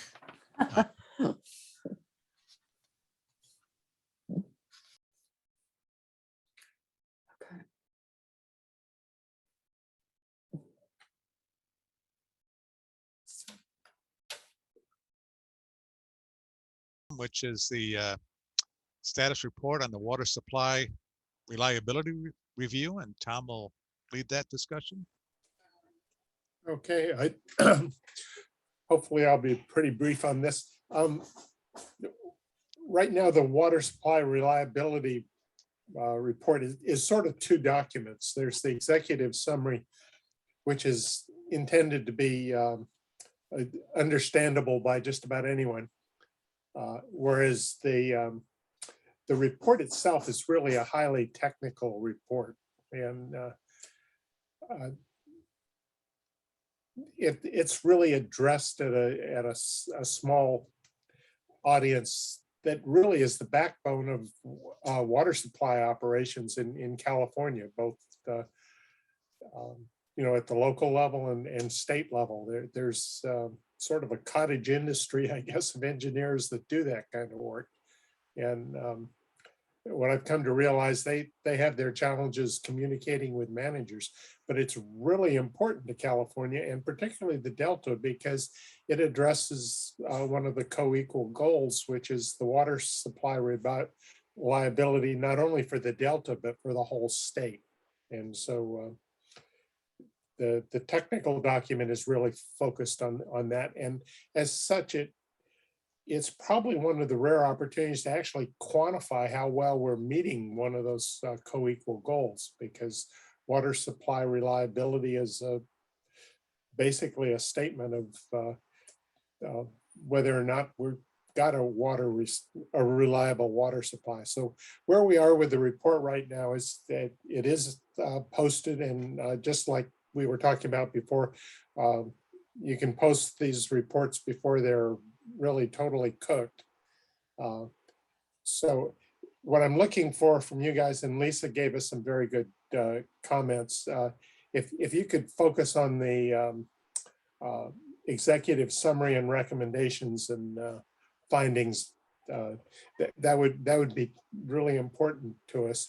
We are going to have about an hour and a half at the modeling forum on October 4th and 5th to present this and have a discussion with the people who actually do this kind of work. And I think the technical part of the report is going to really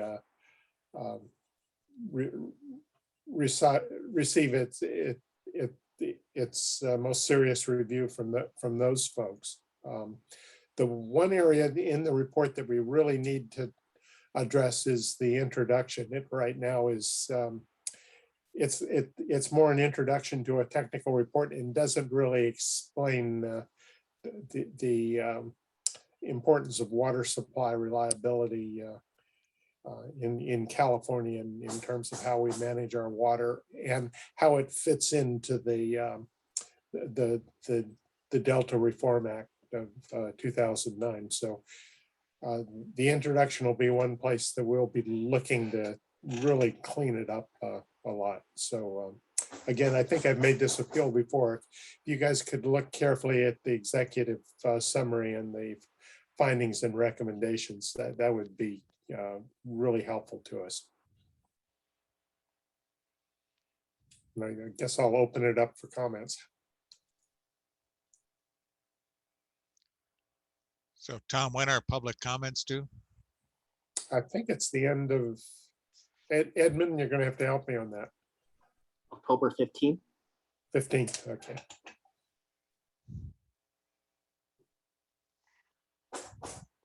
So by the time we have our next meeting, October 19th, you would have received all the public comments. Yeah, and we're going to be working on cleaning up the introduction so that I think we'll have a pretty good idea of how close we are to the finish line at that point.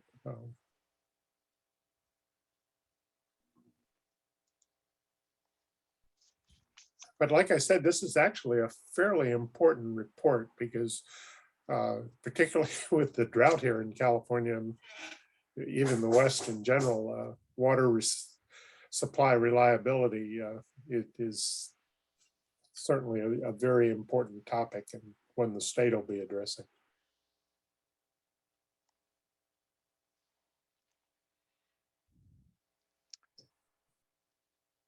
Okay, if there's any public comments on this? Yes, we actually have two public comments, one from Linda Smith and one from Deirdre Desjardins. We'll start off with Linda, then Deirdre.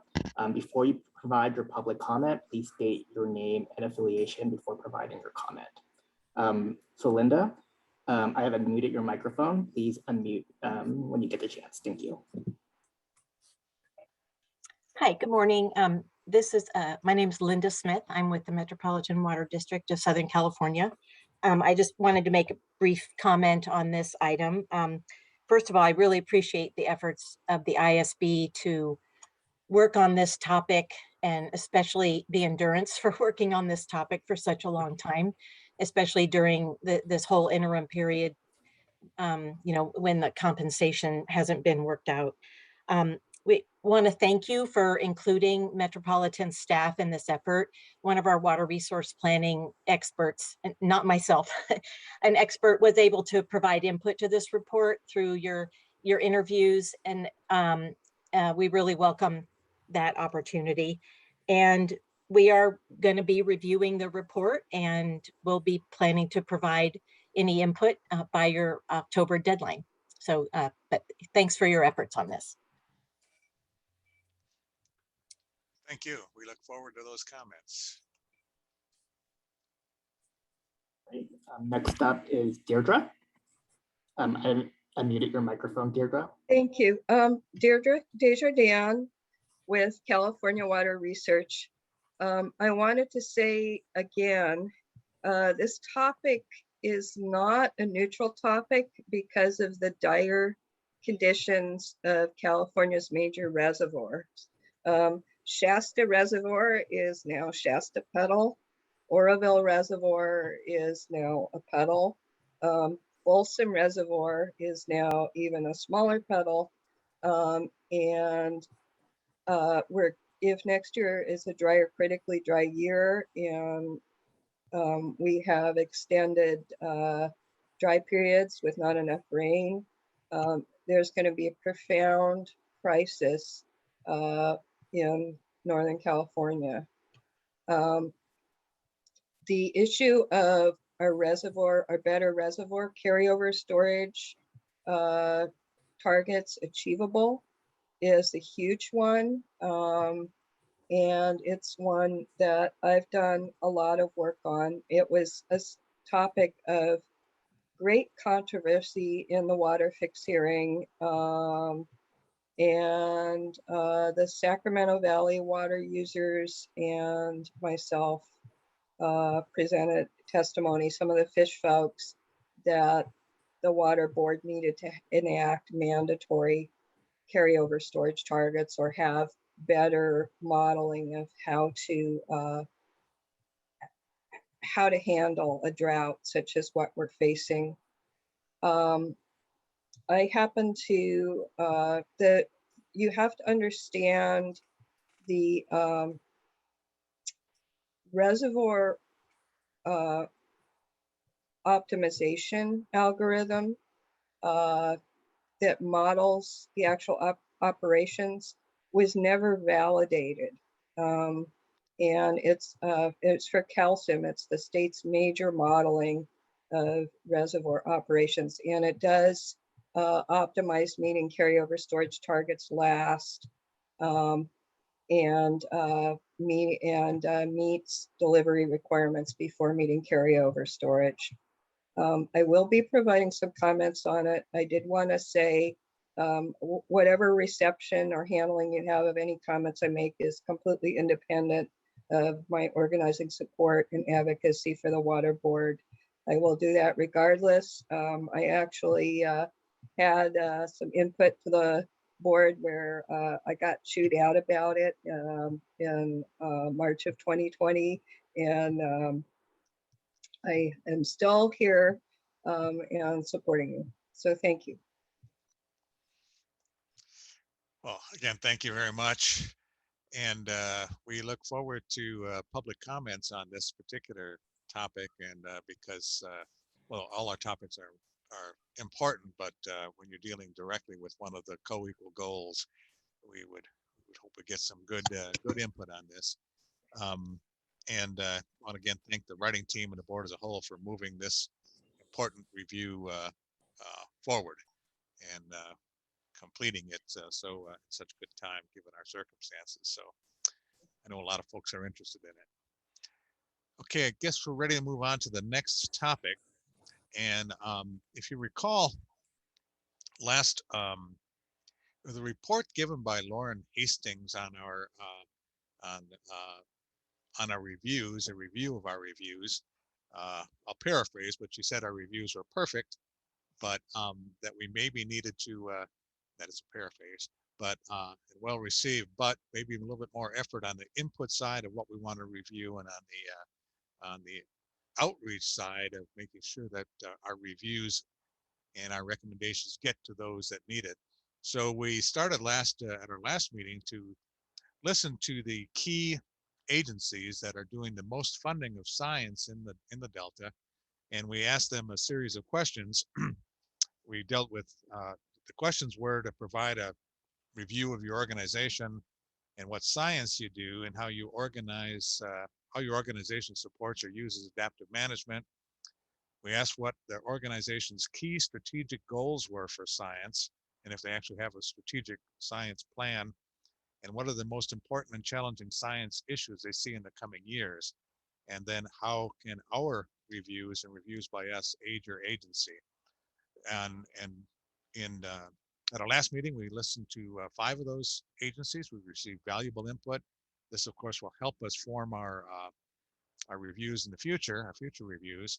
And today we're going to hear from the Delta Science Program, which is also one of the top 6 agencies that fund science in the Delta. And Laurel. Happy to take it away from there. Let me just get to the point of screen sharing here.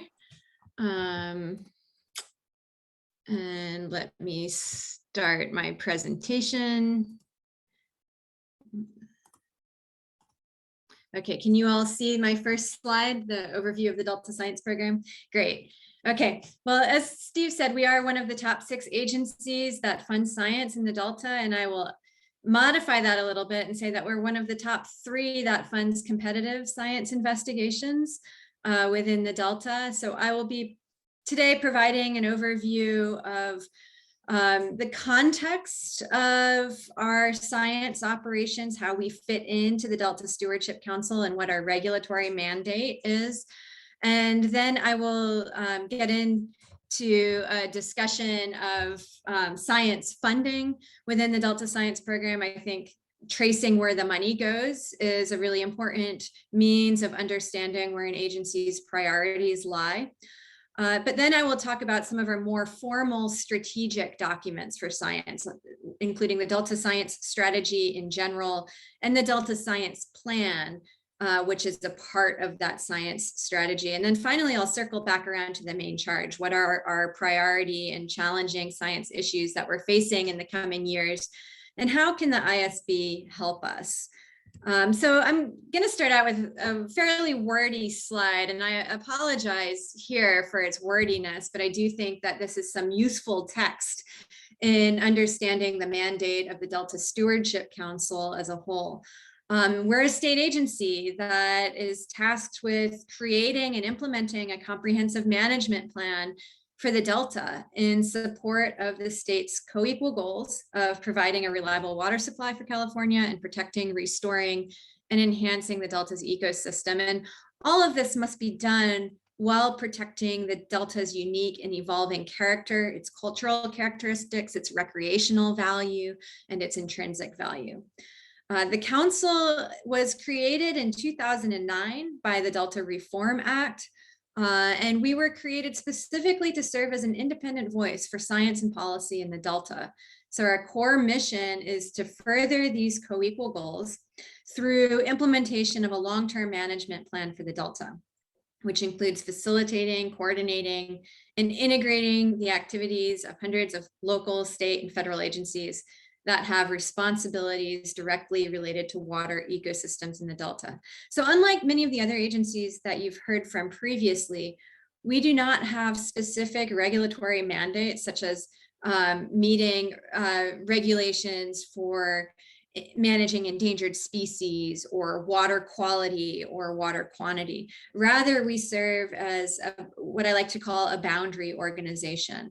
And that really puts us in the unique position in our science program of being able to take a really broad and high level look at Delta science and think over large spatial scales and long time scales and think across the mandates of individual agencies so that we can hopefully prevent major needs from falling through the cracks. So just in terms of where the Delta Science program sits within the Delta Stewardship Council, we are one of 4 divisions of the council, where the other divisions include planning and performance, administration, and external affairs and communication. This is a rather old pre-pandemic photo of many of the folks within the council. It's an agency of about 70 individuals. And I will note here that the Delta Science program itself actually predates the council. You'll recall that the council was established in 2009, but the Delta Science program has its official origins in the CalFed Record of Decision in 2000. It started to coalesce even before that in the mid-1990s, when it was recognized that as a region, we really needed to move away from the use of science only in combat theaters in the court in order to maintain particular positions and really come together and provide a trusted source for making decisions. So that impetus led to the CalFed program, which established the science program. The first lead scientist was Sam Luoma, and lead scientists have rotated through on terms of about 2 to 4 years in the past.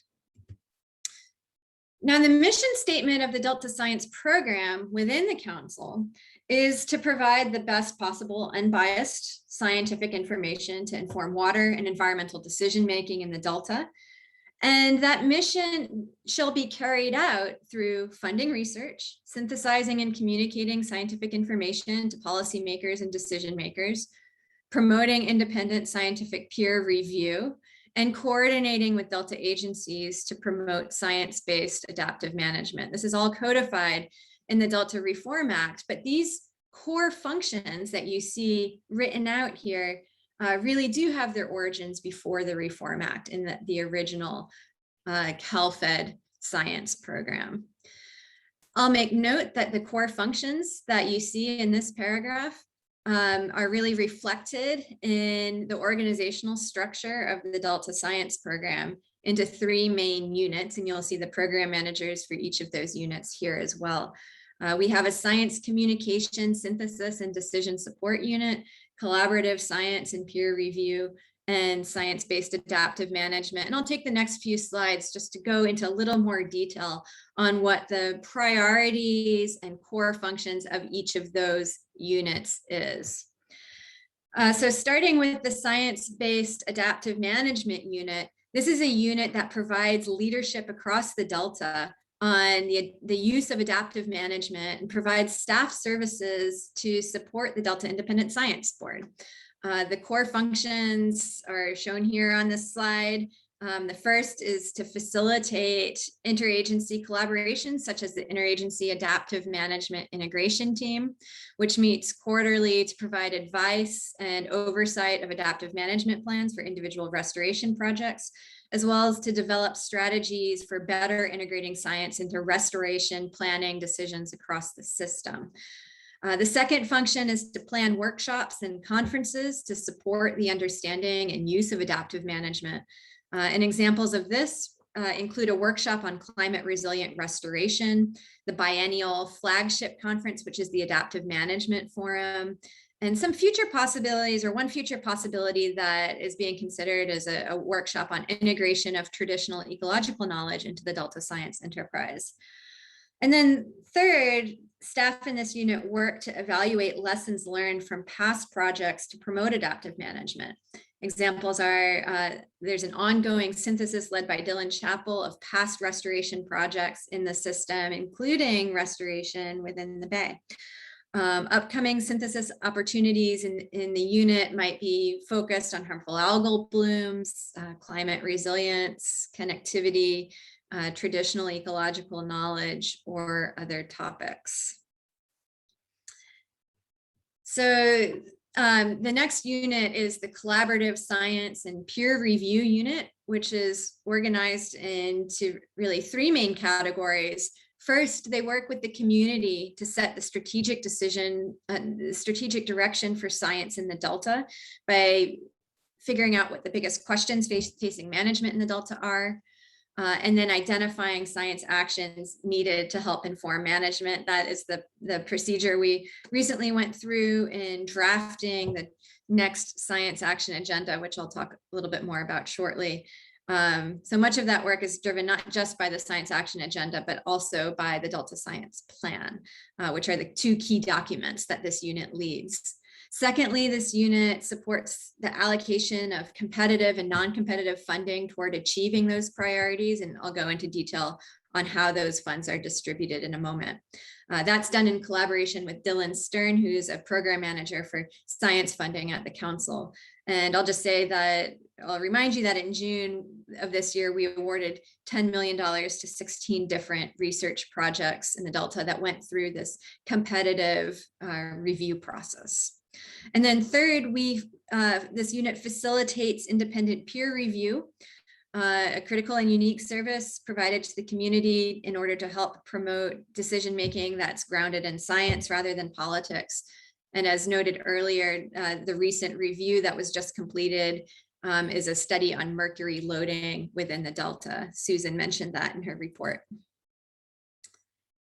So the third unit is science communication, synthesis, and decision support. And the core functions undertaken in this unit are to communicate Delta science to relevant audiences. This takes several different forms. This unit is responsible for the State of Bay Delta Science document, which compiles the state-of-the-art knowledge of science that is organized into different topical themes. They also undertake a Science Friday to communicate science via social media to more general audiences. Those are just a couple of examples. Another big function of this unit is to integrate, analyze, and synthesize scientific information. And some examples of recent syntheses include a synthesis of temperature trends and temperature relationships to inflow, headed by Sam Bashevkin, and a synthesis of spring run salmon dynamics, headed by Pascal Gertler. There is also the ongoing collaboration with NCs to compile food web relevant data that I've reported on previously. Another function is to support open and collaborative data science and modeling, including spearheading the integrated or the interagency modeling steering committee, which is working to advance the collaboratory that was formerly proposed by previous lead scientist Peter Goodwin. And then finally, to inform science-based decision-making within the Bay Delta. So across these different units, the functions that you've just heard about are in some ways legacies from the CalFed science program. And one of the criticisms of that program, and one of the reasons to shift to a slightly different manner of governance, was that there was formerly a lack of clarity on how all of these functions really fit together into an integrated strategy. And oh, I thought I had my science strategy slide next. Just table that thought. We will come back to the overall science strategy, but I did want to dive into the specifics of how our funds are allocated first, because that really helps highlight priorities. So the Delta Science Program has a total annual budget of $6.45 million. This is approximate, it varies a little bit annually, and it doesn't include staff salaries. About 75% of that budget is allocated toward what's known as critical science investigations, which includes both directed actions, I'll get into an explanation of that in a moment, and also competitively funded science. The other 25% is directed to core operations, which includes Delta Independent Science Board support and funding the other core activities that I just talked about: synthesis, science communications, independent scientific review and advice, and the conferences that we put on. Now, in terms of the critical science investigations, about 78% of the total budget goes to competitively funded science. This includes not just the proposal solicitation like that we just ran, but it also includes the Science Fellows program that I talked about earlier today. And it includes direct requests for quotes, which is a competitive process for identifying a particular contractor to work to carry out very specific objectives, including the need to compile a science tracker that keeps track of all relevant science activities within the Delta, and also an assessment of how to advance this idea of collaboratory under the guise of the Interagency Modeling Steering Committee. I don't think I need to say too much more about this. You've heard a lot about the proposal solicitations and the Science Fellows from me. I'll just underscore that all of the science that we fund, whether it's through directed actions or competitively funded science, needs to be directly responsive to this collaboratively developed science action agenda. Now, in terms of directed actions, this is about 16% of our total budget. This category is used to fund projects that might be, for which there's a need that's rapidly developing, such as projects associated with the drought that might be off cycle with respect to our biannual proposal solicitations. Other categories of directed actions are collaborative science initiatives that are things that are proposed in these collaborative interagency groups that staff have been engaged with and have been hearing about from the community. Another category is to fund the advancement of novel technology or novel expertise. I like to think of this as being analogous to sole source justification for those of you who have done university purchasing. And then the fourth category is a category that really enables us to distribute funds in order to advance the objectives of broadening opportunity, of diversifying science, and increasing science funding equity. So with these directed actions, the DSP identifies the work and the investigators needed. The proposals are all reviewed through a standard review process by at least 2 outside reviewers, and then a decision is made. And some examples of what we've recently funded include Operation Baseline, which involves establishment of a baseline understanding of nutrient and plankton dynamics prior to the upgrade of the regional sand wastewater treatment plant to tertiary treatment. And we've also funded research targeted at assessing the effects of the installation of the emergency drought barrier in 2015 and likely with this latest installation. And also thiamine deficiency, which is a rapidly evolving problem within the Delta. Sorry that this looks a little bit blurry. I hadn't seen it blown up like this. This just gives you a general picture of how the critical science investigations are allocated on an average basis. And this is average from fiscal year 15 to 16 to fiscal year 20 to 21. Here, the other category refers to funds for expert review for advancing critical science investigations. And then this shows the distribution of our funding across our core functions. I want to circle back now to this idea that we have a number of core functions, but how are they all related to each other? Our Delta Science strategy attempts to unify these core functions under a common framework. And the Delta Science strategy really right now consists of 3 distinct documents that involve planning for the future of the Delta, focusing actions on the near future, and then reporting on the state of our understanding. And as you'll see from this diagram, there's feedback between each of these components of our Delta Science strategy. You've heard me talk a lot about the science action agenda. This is distinct from the science plan in that the science plan is more about articulating a strategy for approaching science governance, and science funding, whereas the science action agenda is more focused on specific science gaps that require attention to meet near-term management needs.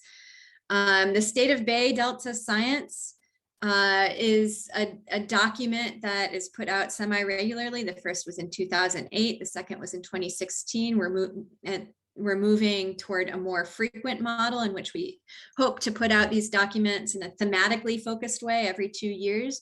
The one we're currently working on focuses on ecosystem services and disservices of Delta primary producers. In terms of the science action agenda, the first one was in 2017. We're currently working on the first update of that. And it's looking, we have a draft right now that is out to the participants of our latest science actions workshop. And it's looking like the themes that are emerging within these priority science actions are contaminants, species invasions, environmental justice, climate change impacts and forecasting, understanding human community needs and decision-making processes, harmful algal blooms, the role of groundwater, and really is this need to establish a framework for social science investigations. So I think looking at that document and how it's evolving gives you an idea of what the specific science priorities are. But I want to turn a little bit of attention to the Delta Science Plan, because I think a big part of what you're looking for involves some of our biggest priorities in terms of science governance and the big picture of science within the Delta. So I'll just highlight the objectives and actions of our current Delta Science Plan. I'll just go through these really quickly. Strengthen science management interactions, coordinate and integrate Delta science in a transparent manner, enable and promote synthesis, manage and reduce scientific conflict, support effective adaptive management, and maintain, communicate, and advance understanding of the Delta. This is the second, or this was the first update to the Delta Science Plan. If you compare that to the original document, you see an evolution of priorities to really emphasizing the importance of social science and supporting meaningful research and effective management. And that's continuing to be a need and a priority moving forward. The need to more fully address climate change and long-term considerations in current science efforts, actions to enhance transparency and efficacy of science governance, including making data, tools, and models communally available, and the need to develop topic-specific science implementation plans. And these tend to be focused on things like Delta smelt resiliency, Sacramento Valley and Sacramento Valley salmon resiliency, as well as Delta nutrient research. I know I'm a little short on time, so I don't want to dwell too much on the science plan, other than to say we're now focusing on how we're now focusing on the next update of the Delta Science Plan. And we've been doing a lot of broad thinking about what's really needed within this larger scale Delta Science enterprise. And I thought it was useful in putting together this presentation to go through what is success for Delta science. So Delta science should be trusted. It needs to build trust by decision makers, the public, and other scientists. It needs to account for both short-term and longer-term needs, particularly those needs called for in the Science Needs Assessment Work Group. It needs to inform planning and decisions to the maximum extent practicable, but not in a way that it inhibits progress of implementation. In fact, that science should inspire action and experimentation, even when there is large uncertainty. It needs to be iterative. Inspiring action and experimentation really goes hand in hand with iteration. It needs to promote advancement through creation and sharing of tools and data. It can effectively document change and impacts of actions. It's self-sustaining through adequate resourcing and demonstration of value. And it's inclusive and promotes diversity in practitioners and approaches to knowing. Many of these are overlapping. For instance, building trust and inclusivity go hand in hand. And one action that can address both metrics is expanding the extent to which co-production and collaborative processes are used in the decision-making and scientific process. Better resourcing can be built through demonstration of value to planning and decision-making and demonstration of trust. So all of these things require clear, effective, and concise science communication. So I know I'm getting short on time, but I compiled this list of key challenges, priorities, and issues based on these larger scale discussions of what really constitutes success within the Delta Science enterprise. And then you'll also see some of our core functions and mandates reflected in this list too. Many of these bullet points were inspired by former products of the Delta Independent Science Board, including the recent article out in SFUS on the need to develop a research system that is able to respond rapidly to changing conditions. So some of the key priorities that have been emerging in multiple formats are coordinating anticipatory scenario-based research that effectively addresses challenges of climate change. We have a great opportunity to do so now with the drought. And in fact, Karen Kafitz's unit has been working towards developing a salinity management workshop that is going to be focused on not this drought, but planning for salinity management during future droughts, and really evaluating different scenarios for management and different scenarios for climate, creating that need for management. Other key challenges are promoting synthesis of data, modeling tools, restoration projects, key management needs, and the state of the science responsive to those needs. Continuing to provide resources for adaptive management, and in particular promoting implementation.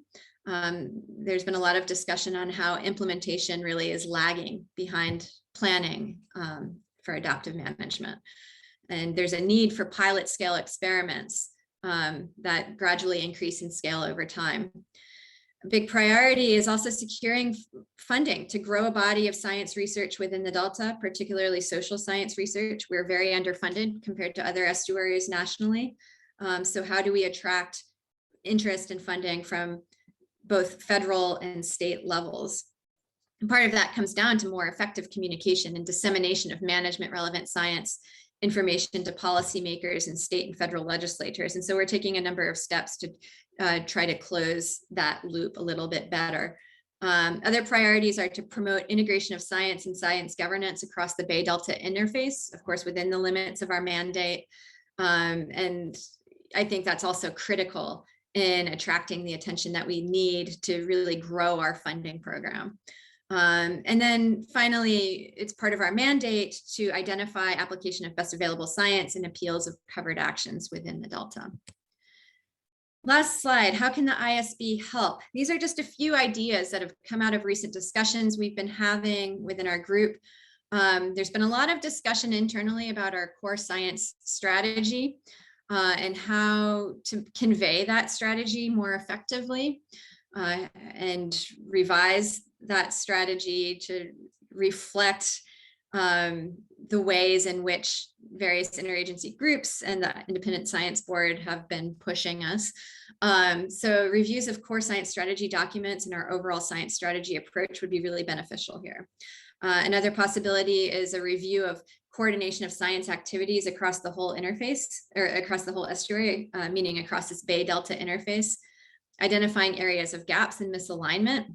There have been very different emphases in science and implementation across that Bay Delta interface. Also identifying areas of existing coordination and opportunity costs of not coordinating to a greater extent. I think there's also room for an updated review on adaptive management. There's been tremendous progress made since the last ISB review of the state of adaptive management. And in particular, I think it would be beneficial to review the ways in which co-production and collaboration have been manifest in Delta Science, with potential focuses on the Frank's Track Futures, the Science Action Agenda process, and potentially the Bureau of Reclamation's Central Valley Project Improvement Act. So how is collaboration and co-production being used more or less effectively across these different projects? And how does its use compare to other social ecological systems? You know, this is something I really would love to see. Other ideas would be a review of how science is being used in the voluntary agreements negotiations and what process they undertook. This is a situation that is continuing to develop. It's been put on hold a little bit with the drought, but could really benefit from outside independent review. And then a final idea would be a review of the effectiveness of science program synthesis workshops, particularly since we've seen a big shift in how those workshops are conducted in this transition to a virtual world. So with that, I will end my presentation. I'm sorry for going a little bit long. I'm happy to address any questions. Thanks, Laurel. Very, very informative. Hopefully we get a copy of your slides, I think. Yes, Edmund has access to them. Great.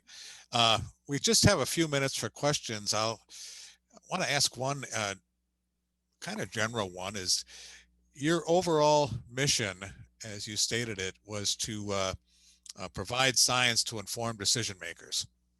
And as you know, the board is always challenged to make sure that our recommendations get into the hands of those who need it. So I guess, who are the decision makers that you're dealing with, and how do you inform them? Yeah, that is a great question. And the decision makers that we hope to reach are diverse. This includes water managers, wildlife managers within different state agencies, all the way up to the state legislature. So we've done a pretty good job of, I'll say a pretty good job of reaching managers in many of the state agencies that have jurisdiction over the Delta through our participation in interagency efforts such as the DPIC group.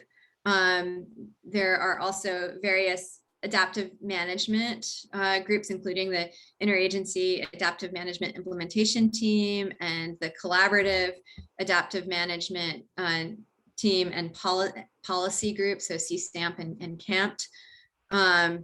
These all provide us with opportunities to bring the science before decision makers who are the agency heads. There are also one-on-one conversations that occur between myself and other executives within the Delta Stewardship Council and executives of those other agencies. What we're trying to make a lot of progress on, though, is attracting more attention from legislators to emphasize the need to govern the Delta holistically in a way that considers both ecological and human needs, and in a way that really considers the Delta as a component of the larger estuary and as a component of the larger watershed.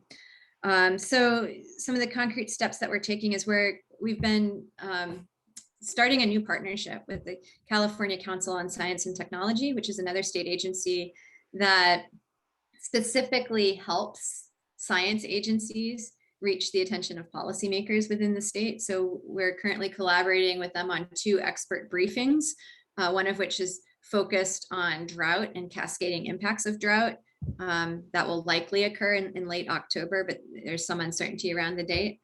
And then that will be followed up by a future expert briefing. And these are typically attended by, could be hundreds of legislative staff and legislators. That will be followed by a briefing on water resilience in the face of flood in particular. So, part of this effort to reach policymakers, I think, is also tied up in the need to break down the barrier between the Delta and the estuary. As you know, there's a lot of infrastructure funding and federal funding right now that's being directed toward restoration of the bay.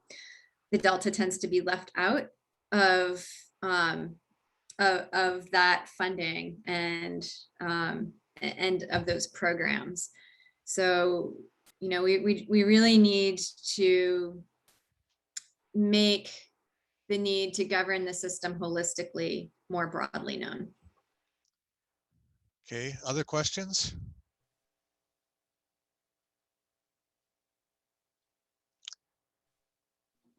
All right, I'm going to ask another one then. You mentioned HABs once, and you also mentioned something ecosystem services and disservices of primary producers, which I imagine includes HABs. It Yes. sounds like you've got some active exploration of the HABs topic going on. Mhm. That's one of the areas that we're obviously thinking about in terms of our reviews. Should we coordinate, or what are you doing in those areas? Yes, I think there are a lot of opportunities for coordination, particularly if the ISB chooses to focus its efforts there. There is a chapter in our the issue of SBDS that we're currently producing that does focus on HABs.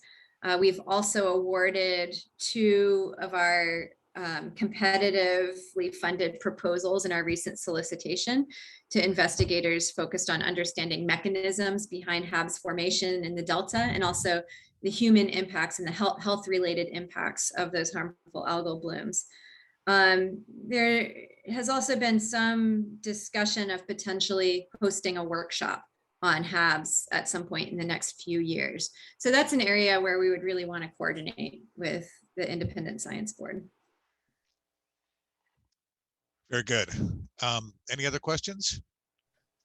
I have a question, and I'm going to try to put this in a context. In reading the summary of the issues, key scientific challenges from the other agencies that we looked at that are important in terms of science funding, I was really struck by the importance of fish, the Delta smelt, the salmon, in terms of emphases on the part of the agencies. How do you see that as kind of a metric for the success or failure of science, or in terms of, if the Delta smelt goes extinct, will that be a failure to have done the science needed, or will it be a failure in having communicated the science that has been ongoing to the decision makers who include, there's a group of decision makers that are in some sense would be accountable for this outcome. So this is a broader question, but I wanted to put that in the context of your presentation. Yeah, that's a great question. It's a difficult question too, especially with respect to the Delta smelt. In terms of bellwethers or indicators of how effectively we're managing the system and integrating science into decision making, I would almost say that Chinook salmon would be a more appropriate bellwether. Okay. And that's just, yeah, I'm not sure how much I should say here about smelt. I think we're really close to extinction of Delta smelt. And I am honestly not sure whether better science would prevent that outcome at this point, given rapidly changing climate. So I think there's a lot more we can do to manage salmon. And Diane, I'm not a fish person, so I'm speaking a little bit out of my area of expertise here.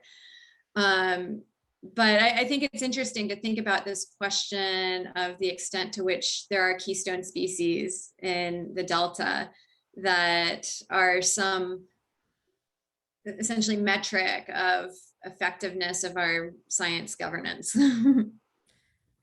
Yeah, they're almost keystone species in this context of this being a socio-ecological ecosystem. Yeah, and I really do think Chinook salmon would be more appropriate. Okay. Okay, any other questions? I had a quick question for Laurel. This is Tanya. It's hard to see who can see what on the screen. So maybe I can end my slideshow so we can see each other. Hey, Tanya. Laurel, I was just thinking about your list of areas where the ISB could be helpful. And I was wondering if there are any topics on that list that you would really prioritize as like, this would be my top priority. If I could pick one thing for the ISB to do this next year, if I had to force you to pick one, what would you say? Let me just think about that for 10 seconds.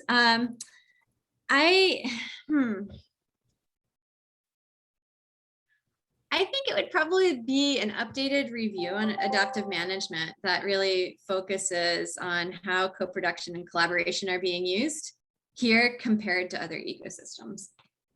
That's interesting. That one stuck out at me in part because the way your kind of sub-bullet is framed under that, that review, it is focused on this notion of collaboration and co-production as a core element of that review, and not reviewing all adaptive management writ large, but updating that review with this focus. Is that? Yeah, and I think that's because this is the area where the most progress has been made. I mean, there has been distinct progress in how adaptive management is governed within the Delta. For instance, the Adaptive Management Forum is new since the last report came out, and also the Integrated Adaptive or the Interagency Adaptive Management Implementation Team, IAMIT, has really achieved all of the objectives they set out for themselves in their initial charter, and they're now trying to figure out what to emphasize in the updated version of that charter. So, you know, I think this review could be really timely to making some of those prioritization type decisions. And another reason why I picked this is that this truly spans, or I think the benefits of this review would truly span many of the agencies within the Delta, particularly in how we think about fundamental shifts in how we approach the integration of science into decision-making. Thanks. Okay, thanks, Laurel. And I think we'll close this out. In response to Diane's question, I did want to point out that some of us never questioned the importance of fish. Is there any public comment on this? I have one from Deirdre. Yes, we have one from Deirdre. Deirdre, I have unmuted your microphone. Please state your name and affiliation. Deirdre Desjardins with California Water Research. And I wanted to, I had two questions for Laurel Larson. One is there was a slide that showed the Delta Independent Science Board funding as being an average of $466,000 a year. And the question was, for which years was that averaged over? And the second is that the contracts which were submitted to the Department of General Services and then for the continuing members and then withdrawn were for $75,000 per member and roughly $90,000 for the chair, which if they had been continued would have been about $690,000 just for board member compensation, not including funding for staff support. So the board, I believe, has repeatedly been told that money's still there in the budget. And the question is, where did the money go? Thank you. So the answer to the first question is that that data comes from the 14/15 fiscal year to the 20/21 fiscal year. So it was averaged over that 6-year period of time. And I will say, with respect to your second question, that some of those funds have gone into the contract with Sea Grant that was just approved to hire the postdoctoral fellows. That money, as far as I understand, has not, the additional money, the excess money has not been repurposed for other things and is still there. But I would invite others who might be on the line to clarify that.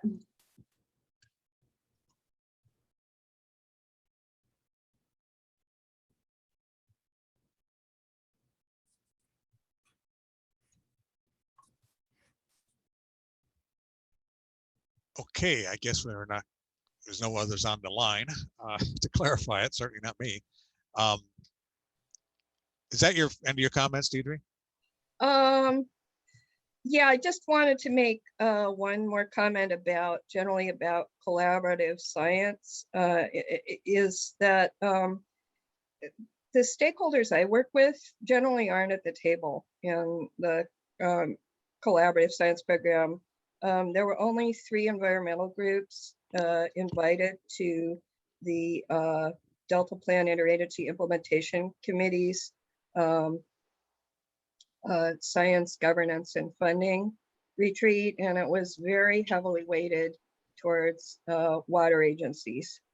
So the paper I sent you about listening is really motivated partly from that, because the collaborative science program is just by its nature, they include the largest and most important voices, and they're invited to tents like that. They're on the collaborative peer review committees. They determine who's on the panel for the Delta Science Program peer reviews and what the questions are and what materials are given to them. They're on the grant committees. NGOs can't even apply for grants. They have to have a partner. So it's just, there used to be a peer program that funded by CPUC where there was more independent research done, and it was defunded by the state in favor of One Delta, One Science. But there was some really excellent studies that came out of it, and one of it predicted the same kind of pattern that we're seeing, where there are many more dry and critically dry years and very wet years, and fewer below average and above average years. So I just want to say that it's incredibly important to get input from a diverse variety of stakeholders, and it's incredibly important to have a process where the environmental, fishing, and Delta groups have input and are at the table. And as a small science-based advocacy group, I can say I've never been at that table. Thank you. Thank you, Deirdre. Could I respond to that, Steve? Sure. Yeah, so I really appreciate those comments. First of all, I think these comments highlight a great reason for the ISB to consider undertaking the collaborative process as a review. There are a few things I would like to push back on a little bit. One, dealing with who can apply for our competitive grants. NGOs can apply for our competitive grants, and they include the awards that we made include NGOs as one of the contracting entities. They are able to lead those proposals. We also have a history of awarding directed actions funds to NGOs. Also, with respect to the peer review panel, the collaborative groups that you mentioned are not the ones making the final decisions about which panelists are on a review. That's my role as lead scientist. And so we hear recommendations, but that final decision really is up to me. And then just getting back to, I guess the other thing I wanted to say is that I hear what you're saying. And I think one of the things that we are trying to work on, particularly as we grow our social science community, is to more fully understand who the interest groups who have not had a stake in these decisions are, and figure out ways to bring them to the table. I do think the Frank's Track Futures project was really effective at bringing the diverse interest groups to the table to develop a plan for restoration of Frank's Tract that meets multiple objectives. So I think we're moving in that direction. I also think the council's or the science program's upcoming activities on traditional ecological knowledge, which I mentioned, move us in that direction as well. So we are all ears in terms of wanting to hear feedback on how to effectively do this. And then just going back to your previous question, I did receive a chat from Program Manager for Funding, Dylan Stern, saying that there is no set budget for the ISB within the council's budget. We've fully funded ISB participation as long as we've been legally allowed to do that. And the average does not include the recent employee status compensation for our ISB members. So it Okay, well, doesn't include the funds that were received as employees. okay, thanks, Laura. I'd like to move on to the next item. I know we're scheduled to end in 4 minutes, but I think I can do it in about 7 or 8. The next item was going to be a half-hour discussion of our future reviews, but I'm going to postpone that until our October meeting, which was already on the schedule in October. But as an introduction, the next step after listening to all of the agencies and so forth is to seriously sit down and actually pick some topics that we want to form a small writing team to explore developing a prospectus, which is basically an outline of what we want to do and why we want to do it, bring that back to the full board. Remind you that HABs and food webs are ones we've already begun to explore, and Edmund sent out a linkage to Mavis reports on those 2 topics. We had panelists in, remember, for HABs and panelists in for food webs. And I think those are 2 that are at least currently on our list to fully flush out. But any other ones we should discuss based on what we've heard and what anything else you might have. I might also mention that there is a whole host of things that we have postponed doing that go beyond our reviews, but once we become sort of back to full strength again, there's a number of things that linkages to the science program, explore more possibilities there. We want to renew our effort with DPIC. Recall we were doing the rapid response, or rapid change priorities, science needs assessment, and our work with the ecosystem forecasting. That effort will be renewed shortly.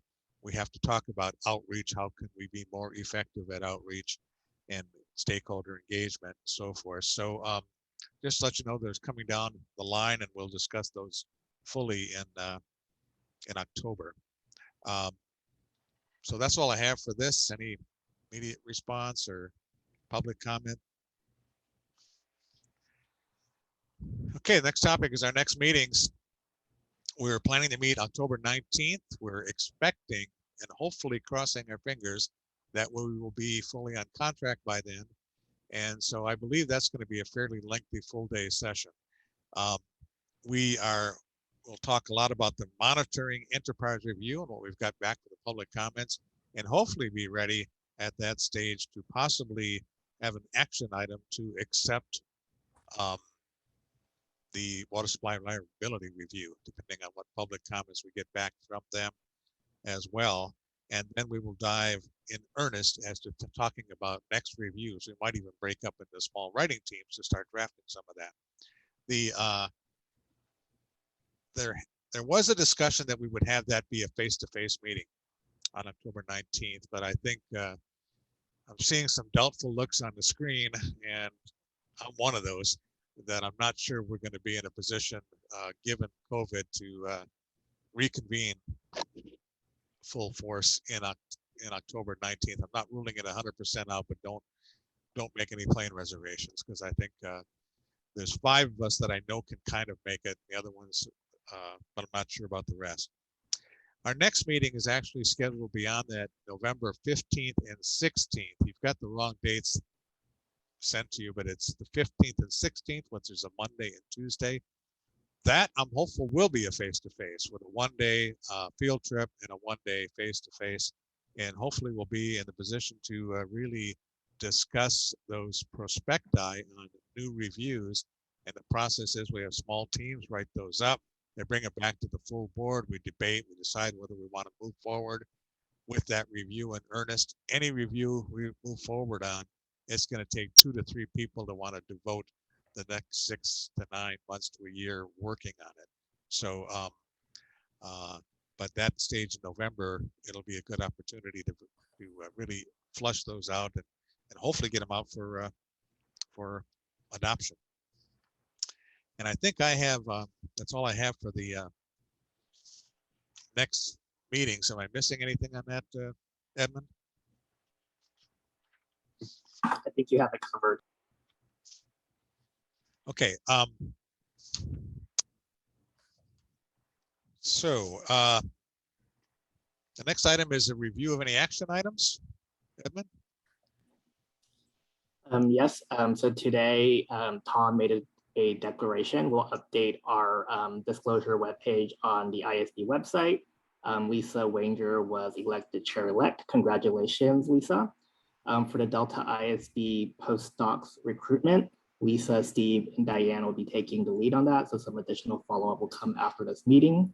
For the Sea Grant State Fellow, for the ISB support, Jenica's current position, Steve will be helping out with that. If you have any additional feedback on the Delta ISB member recruitment, please let Laurel know beyond what we discussed today. The decision was made to incorporate any written comments from the ISB and oral comments from today for the monitoring enterprise review before it goes out. So please get your comments in to staff by September 30th. And thank you, Lisa, for sending those in already. Water supply reliability review is out.